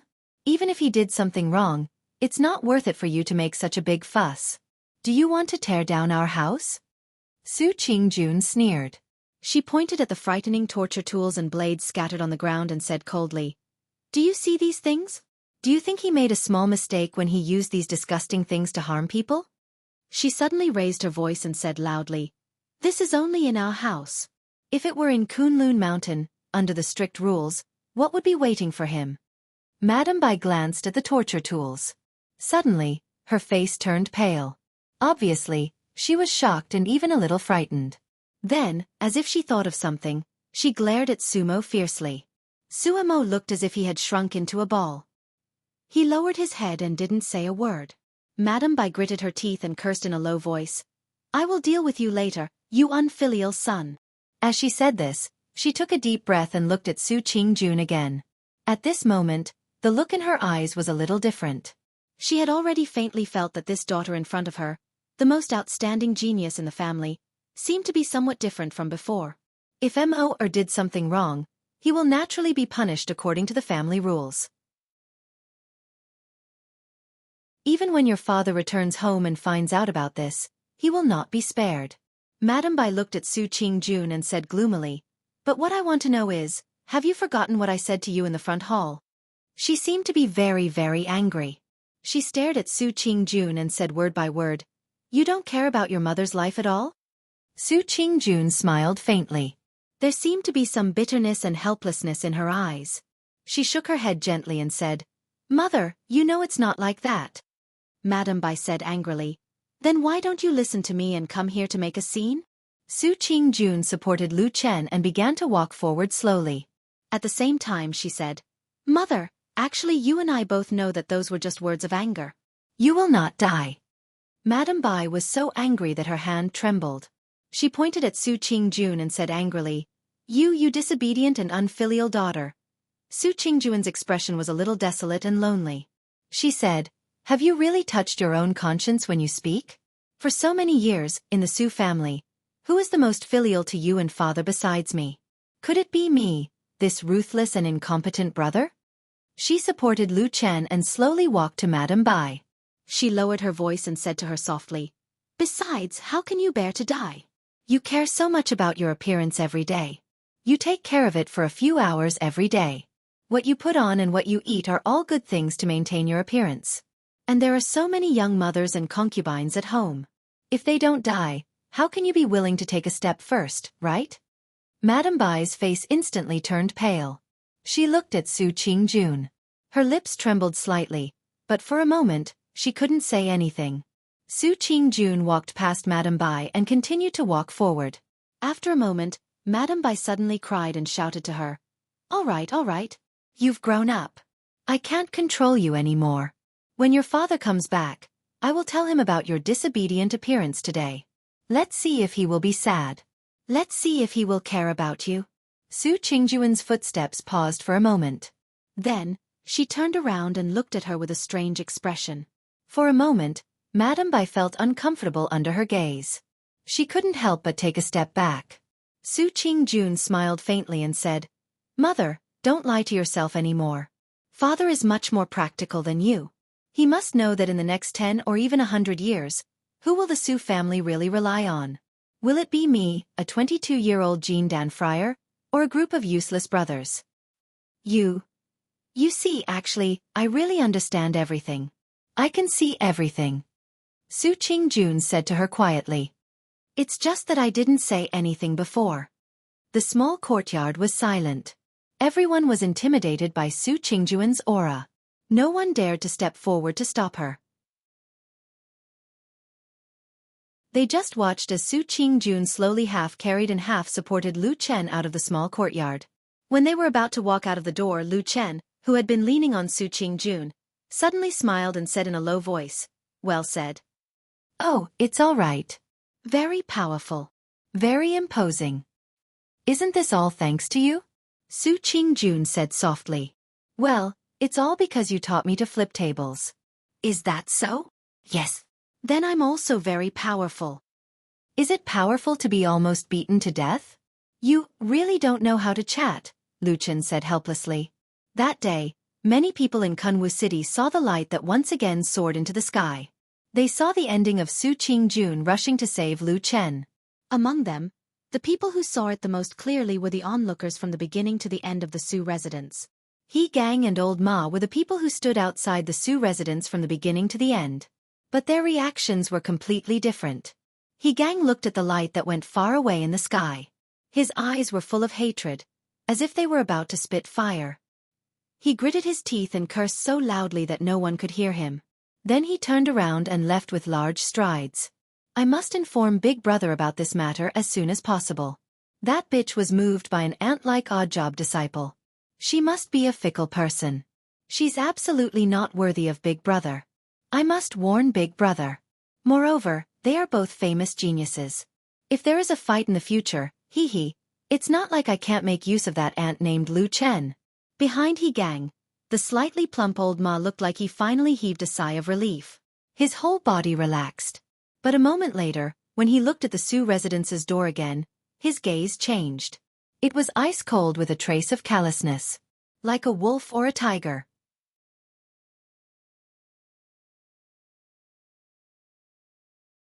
Chapter 172. In this world, there are a lot of things that people see on the surface and then take it for granted that what is going to happen next. Or, just by looking at a person's appearance, behavior, and movement, they conclude that this person's nature is what it is. Many times they are wrong. An ugly person is not necessarily evil, and a beautiful appearance is not necessarily pure. Those who are loyal to righteousness always come from the generation of dog butchers. Those who are unfaithful are mostly scholars.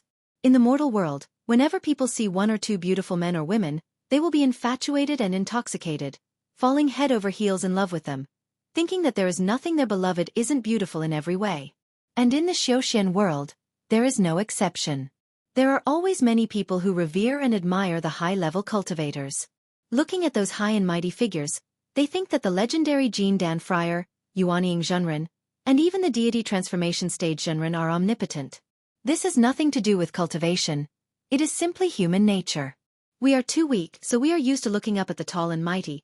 We cannot see the tall and mighty shadow clearly, so we think that the shadow is as tall as a mountain, or even as tall as the sky and the earth, but we forget that everything we see comes from our own vision and vision. When we cannot see too far ahead, we use illusions to fill our own expectations. Su Qingjun is a young genius.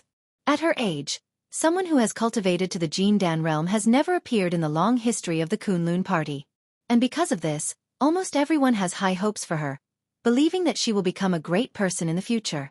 She was a genuine prodigy, and her talent in cultivation was outstanding. Countless people, especially the disciples whose cultivation is lower than hers, view her as an idol. They revere and admire her, looking up to her as a role model, thinking that she is omnipotent. Unfortunately, the truth is not like this. In this world, the person who understands Su Qingjun the most, naturally, is none other than herself. Of course, Su Qingjun knows that she is not the kind of perfect and omnipotent person that other people imagine her to be. She even clearly knows that she has many shortcomings, and there are many things that she cannot do. However, no one would purposely expose their weaknesses to the public. She was not a saint. In the end, she was just an ordinary mortal. She would feel joy, anger, sorrow and joy. She would have many concerns and restraints. She even had to consider more things than an ordinary person. This was because in the past, she had to take care of many more people than an ordinary person. Like all geniuses or those who are loved and revered by others, Su Qingjun instinctively hides all of her shortcomings. In order to hide these traces, she would often turn into a calm, cold, beautiful and aloof appearance. This effect is tried and true. Those who admire her are distanced from her by her actions. They cannot really get close to her. It is as if their eyes can only look at her figure from afar. So what they see in their eyes is a blurry shadow.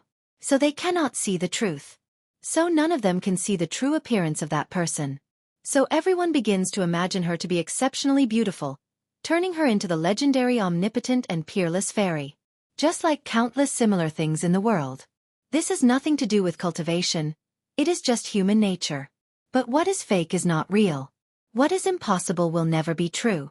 Like a thin piece of paper that has been soaked in water, it will be pierced by reality.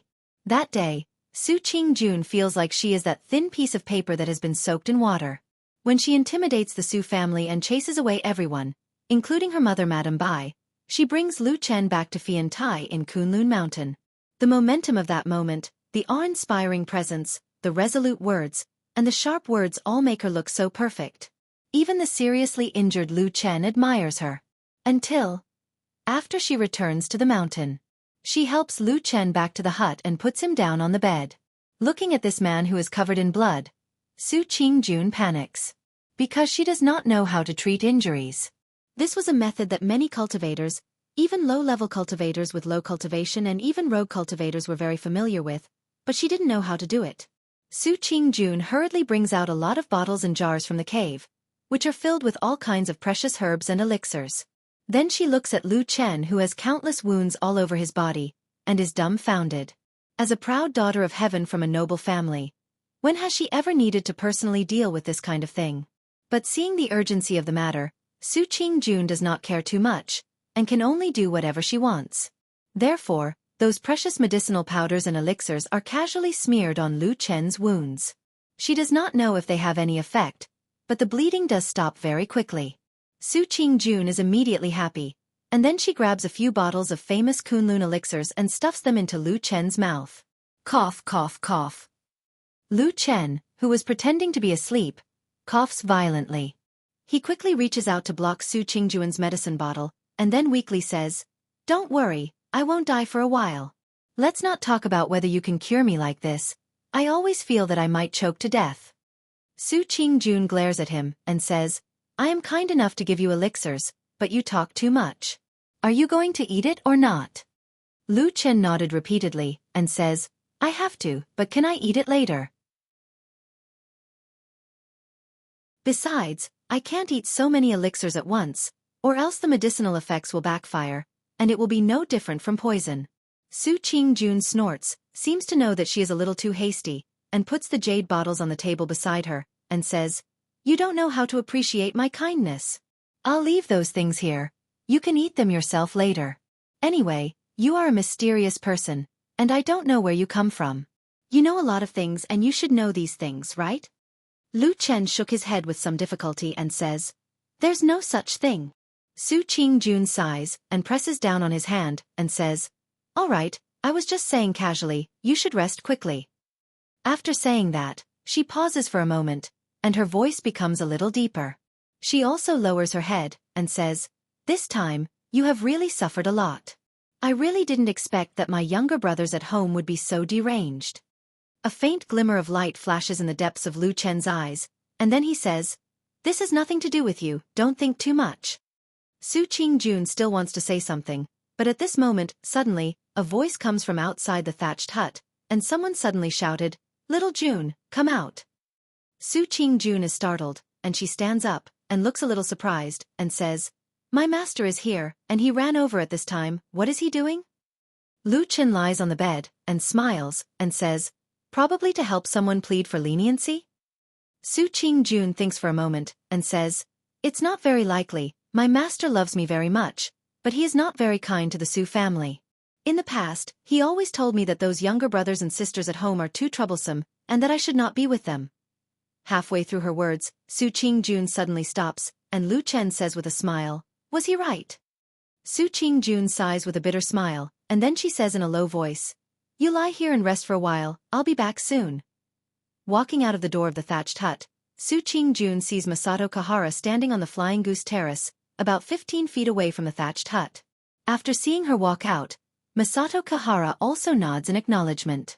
Su Qingjun quickly walks up to him and says, "Master, why are you here?" Masato Kahara laughs mischievously and says, "I heard you were in the limelight in Kunwu City, and when you returned to the Su family, you made a big fuss, and the whole Kunlun mountain is in an uproar, so I hurried over to take a look." Su Qingjun blushes, and she shakes her head and says, "It's not as exaggerated as you say." Masato Kahara chuckles, but he doesn't tease this female disciple anymore. Instead, he glances at the thatched hut, and says, "I heard the person you saved is the part-time disciple Lu Chen who helped you plant the eagle fruit tree?" Su Qingjun nods and says, "Yes." Masato Kahara looks at her with a smile that doesn't seem like a smile, and says, "In the past, I, your master, have advised you many times to draw a clear line with the people in your family, because it's beneficial to your cultivation, but you never listened. But today, for the sake of an ordinary part-time disciple, you suddenly have a falling out with the Su family. Is there any personal feelings involved?" By the end of his words, Masato Kahara's eyes have already faintly revealed a sharp light, and he just indifferently looks at Su Qingjun. But Su Qingjun seems to be unaware of anything, and she just says with a bitter smile, "Master, when I first became your disciple, I told you that I'm only interested in cultivation, and I'm too lazy to think about other things." "Then why did you save him?" Su Qingjuan's face darkens, and says, "It's my Su family's brothers who have really gone too far. Even if this person isn't Lu Chen, but just a roadside beggar who has nothing to do with me, I think I probably won't sit idly by." Masato Kahara stares at Su Qingjun for a moment, and suddenly nods, and says, "For you to think like this, it's somewhat beyond my expectations. But don't forget, you can save him for a while, but how can you save him for a lifetime? That Lu Chen's cultivation is low. In the future when he's cultivating on the Kunlun mountain, I'm afraid he'll most likely be attacked by the Su family both openly and covertly." Su Qingjuan's expression suddenly turns cold. But Masato Kahara doesn't seem to have the intention to let her off, and only says with a smile, "When that time comes, he's just an ordinary part-time disciple, and he can't really follow you for a lifetime. He and you are people from two completely different worlds, and he has to do all kinds of dirty and tiring work, while you're destined to be a person above others from birth. When that time comes, what will he do?" Su Qingjun grits her teeth, and says, "I've also thought about this, he's not someone who has nothing to do with me." Masato Kahara's eyebrows twitches, and says, "Oh, then I'm curious, he's not related to you in any way, and he's just an ordinary part-time disciple. What relationship does he have with you?" Su Qingjun takes a deep breath, and then says in a loud voice, "Lu Chen is a disciple that I've just accepted." "What?" Masato Kahara is instantly stunned. "Well, congratulations, master. You've now risen a generation, and become a grandmaster."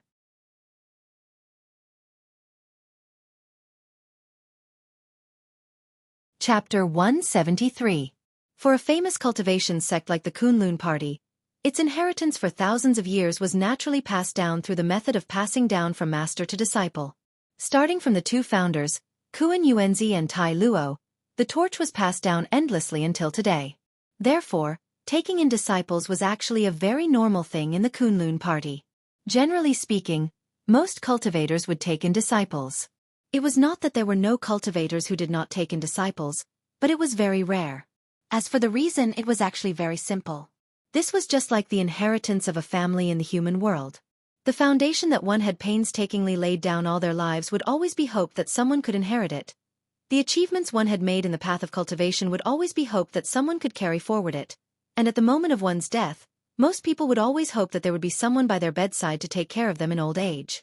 This was the innate nature of countless people in the vast land of the divine central continent. Whether one was a cultivator or not, or an ordinary person, it was very difficult to jump out of this concern. However, it was also because of this that taking in disciples, especially in a famous and large sect like the Kunlun party, carried another layer of caution. This was because the inheritance of one's path of cultivation was not only related to one's life, it was also related to the growth and decline of the sect's strength. If a mere odd-job disciple jumped out and announced to the world that he would take in one disciple today and another tomorrow, what was the use of teaching the old and young of the sect being trash? Of course, the Kunlun party would not allow this to happen. In fact, in order to allow most of the young disciples to better and more focused on cultivation, the unconventional rule in the Kunlun party was that other than odd-job disciples, disciples in the Qi refinement realm and most disciples in the foundation establishment realm were not qualified to take in disciples either. Normally speaking, for the vast majority of cultivators in this world, Jin Dan Friar was the peak that they would never be able to reach in their entire lives. And in the past, the cultivators who were able to cultivate to Jin Dan realm, no matter if it was in terms of cultivation, strength, experience, or talent, they were often outstanding. Therefore, Jin Dan's acceptance of disciples was a boundary drawn by the Kunlun party. Of course, there were still some areas that were unclear because many cultivators were stuck at the foundation realm for their entire lives. When they grew older and reached the peak of the foundation realm, the Kunlun party would give them a way out and allow them to accept some disciples. In short, in the Kunlun party, Jin Dan Friar had the qualifications to accept disciples. And Su Qingjun was precisely the youngest Jin Dan Friar in the past few thousand years of the Kunlun party, this ancient sect. It was just that her talent was really too high and her current age was really too young. So much so that when the vast majority of people, including her master, Masato Kahara, were exclaiming in joy and admiration for her cultivation, they subconsciously forgot that Su Qingjun already had this kind of unconventional qualification to take in disciples. You accept disciples? Masato Kahara looked to be in a daze, as if he had yet to wake up from his disciple's words.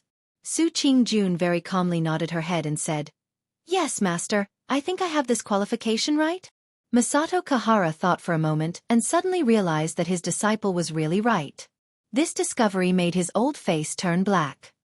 He paced back and forth a few steps in front of Su Qingjun and murmured, But this is too that. He suddenly raised his head, frowned and looked at Su Qingjun said, "You yourself are only 22 years old, do you know?" Su Qingjun said, "I know." "Then why do you still accept disciples?" Su Qingjun sternly said, "Among the ancestors of our Kunlun party, which one of them has ever issued a decree saying that the 22 years old Jin Dan Friar is not allowed to accept disciples?" I really don't think so." Masato Kahara touched his head in distress and said, "But there wasn't a genius like you in the past." Su Qingjun snorted and said, "Master, you can't have the meaning of blaming me because of my talent." I won't. Masato Kahara hurriedly denied, but then he frowned in distress and said, "But this doesn't feel too good, June girl." This matter certainly seemed a bit strange. Generally speaking, most of the young people at Su Qingjun's age were still in the Qi refining realm, or at most the foundation building realm.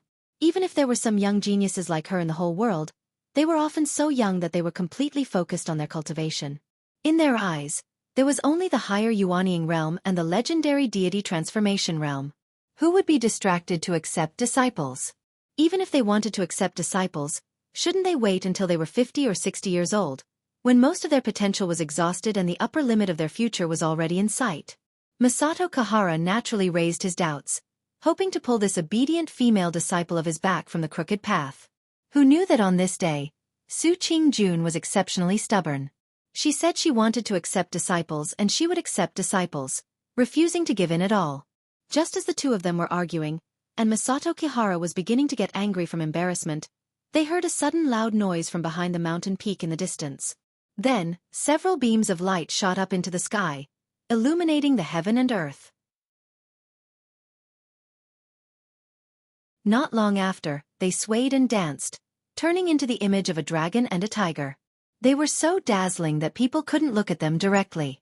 Masato Kahara's expression suddenly changed slightly.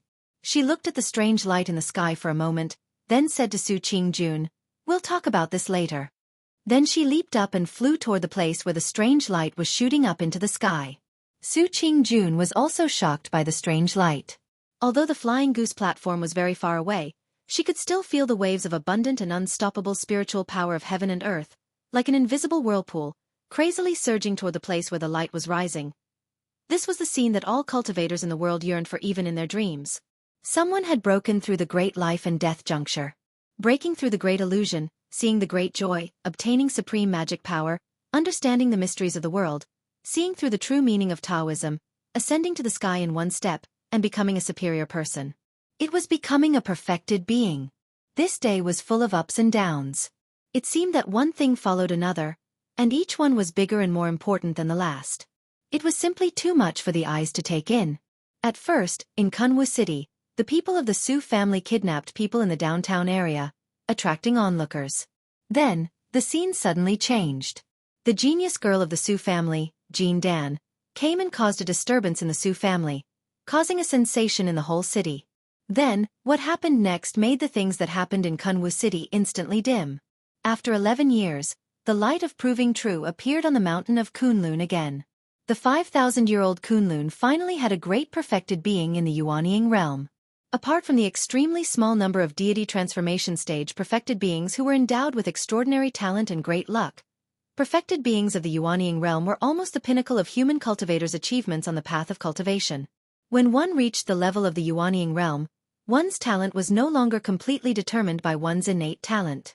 Opportunities, luck, external forces, and various spiritual materials and resources were almost inexhaustible. Only then could there be hope to create an incomparably powerful perfected being of the Yuanying realm. The great life and death juncture, which made people's expressions change at the mention of its name, was like a thunderclap reverberating in the ears of the cultivation world. It was also the most famous abyss. Many geniuses failed in this place and fell into the yellow spring when they were only one step away from the peak of their life. The significance of a perfected being of the Yuanying realm could never be overestimated. This was also the case for a famous sect like the Kunlun party. Although among the 5 great sects of Zhengxianmeng, deity transformation stage perfected beings were the face, the wind, and the strong guarantee, under normal circumstances, unless it was a matter of life and death for the sect, deity transformation stage perfected beings absolutely wouldn't make a move. Naturally, there were all kinds of connections, restraints, and restrictions. However, perfected beings of the Yuanying realm were the foundation of a great sect. This couldn't be wrong. When the light of confirming reality soared into the sky, not only did the entire Kunlun mountain instantly stir, even the big and small places outside of Kunlun mountain held their breaths. The people in Kunwu City also instantly forgot about the previous liveliness. Each and every one of them gazed at the strange light in the depths of the mountain, which was connected to the sky. The head of the Kunlun party, Idle Month, quickly rushed over from Tiankuan Peak. Before he arrived, there were already 7 or 8 perfected beings standing in the air, looking down at the 3 Zhongtao mountain below. Yes, the light of confirming reality was emitted from that immortal's cave. It was Exian's master, Dongfeng Tao. After perfected person Idle Month, other perfected beings of the Kunlun party, Yuanying perfected beings, rushed over one after another. The friendship of fellow disciples was one thing, but those who achieved the perfected being realm knew more about the hardships and dangers than ordinary people. It was indeed worthy of great joy and celebration.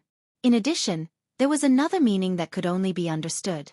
The moment one became a perfected being, the light of confirming reality would soar into the sky and produce all kinds of special illusions, which could somewhat reflect the accomplishments of the perfected being's cultivation technique and the level of his cultivation. Although it couldn't be too accurate, this light of confirming reality couldn't deceive people. At the very least it would give people an idea. Before long, in the sky outside the 3 Zhongtao mountain, many silhouettes appeared near and far. They silently and concernedly looked at the immortal's cave and the light of confirming reality. At the foot of the mountain, there were also many people rushing over one after another. Exian stood at the very front, just outside Dongfeng Tao's immortal's cave. Her eyes were full of surprise and expectation. She looked at the strange scene over there without blinking. Beside her, Melaleuca japonica had a face full of emotion. Her expression was somewhat complicated as she looked at the immortals' cave. Other than them, there were also many people from the Kunlun party who were attracted over. Of course, among them, there couldn't be people with low cultivation. For example, the odd job disciples wouldn't join in the fun. Those people with innate talents didn't even have the qualifications to see the light of confirming reality. It was better for them to honestly go back to work. Somewhere in the sky above the three zhang tall mountain, the head of the heavenly soldier hall, Dukan Zhenren, stood on the clouds with an indifferent expression. Beside him, He Yi's expression was calm, but his expression was slightly complicated as he looked at the strange light that could pierce through the sky and the earth. After a moment, Dukan Zhenren's voice came from the front. He said, "If you must go and ask him, be careful. Old man Dongfang's temper isn't good." "Yes, disciple understands."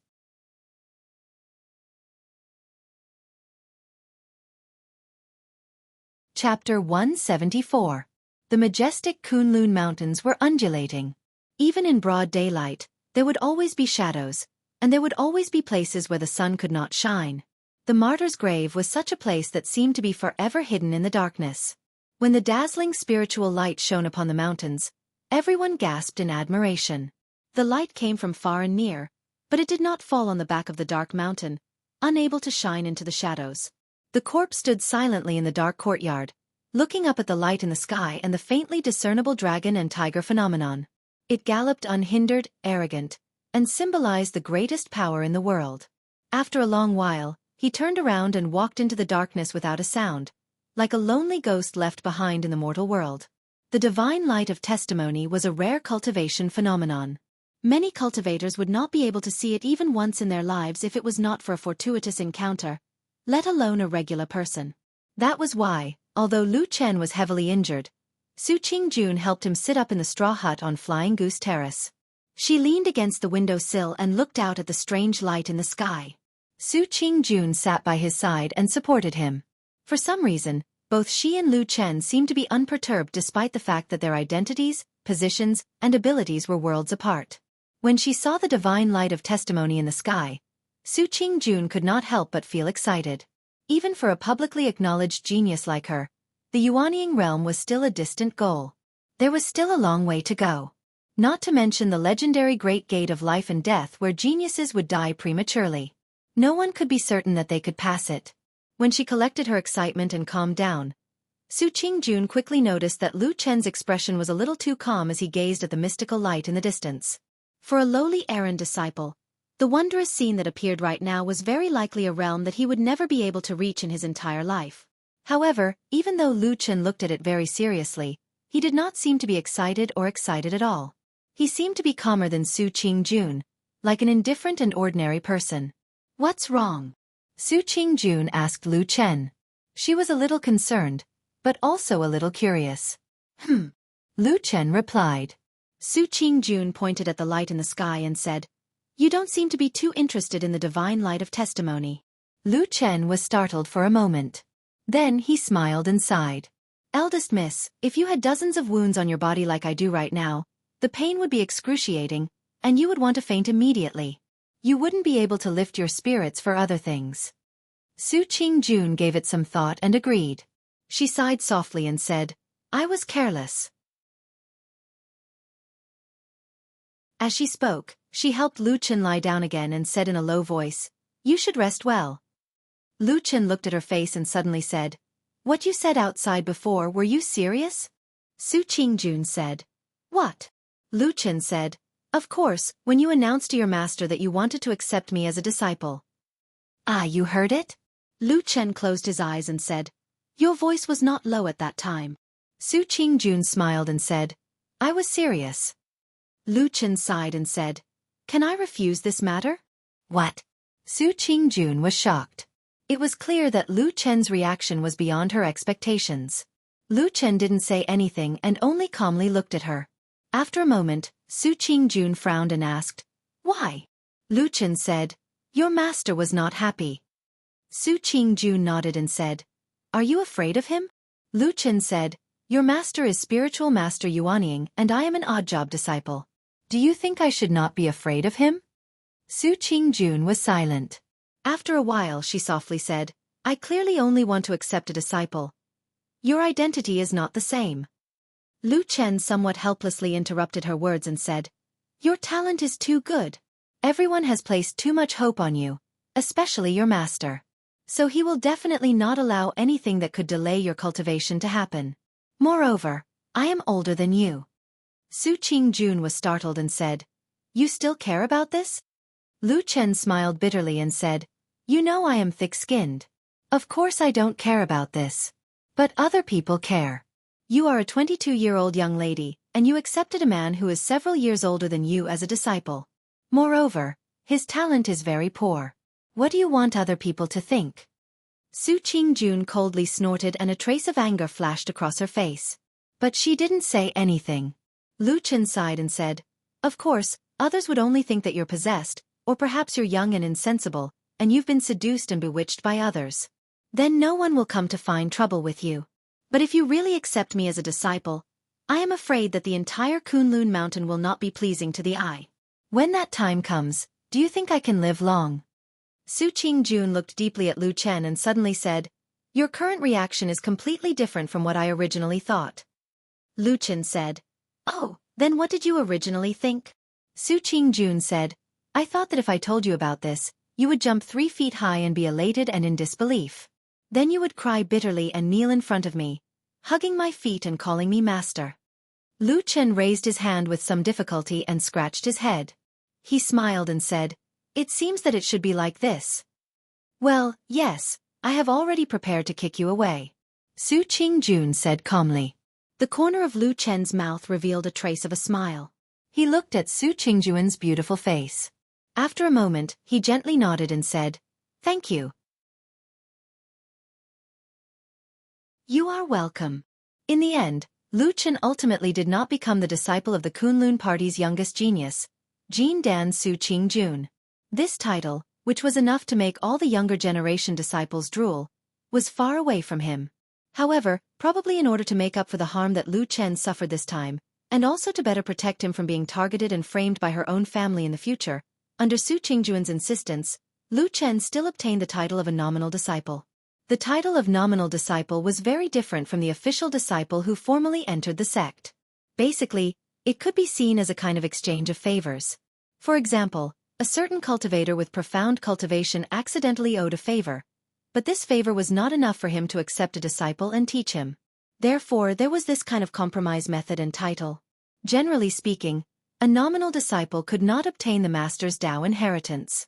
It was nothing more than a topic that could be used to brag on normal days, and an excuse to pretend to be fat at one's own cost in times of crisis.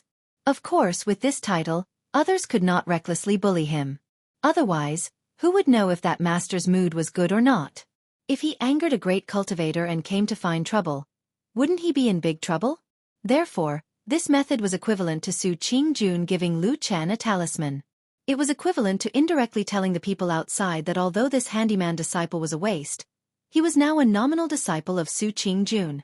They could not casually bully him anymore, otherwise, she might be angry and not be polite. For the final result, Masato Kahara did not have any objection. He had seen a lot of nominal disciples, and they were not considered real disciples at all.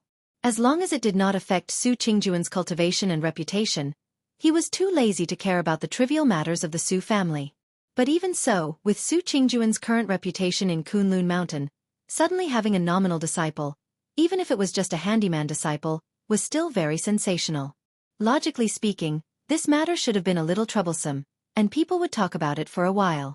But fortunately, during this period, the matter of Dongfang Tao becoming a spiritual master Yuanying was too important. Very soon, it overwhelmed all other trivial matters, allowing Su Qingjun and Lu Chen to breathe a sigh of relief. After Dongfang Tao's divine light of verification appeared, it meant that he had truly broken through the great life and death barrier, and become a spiritual master Yuanying. However, he did not immediately come out of the cave residence, but continued to cultivate in seclusion for more than half a month. Most people could understand this. The Yuanying realm was unusually strong, and it was equivalent to being reborn. After breaking through the great life and death barrier, It was normal for one's aura to be unstable and his foundation to be unstable, and he needed a period of time to stabilize it.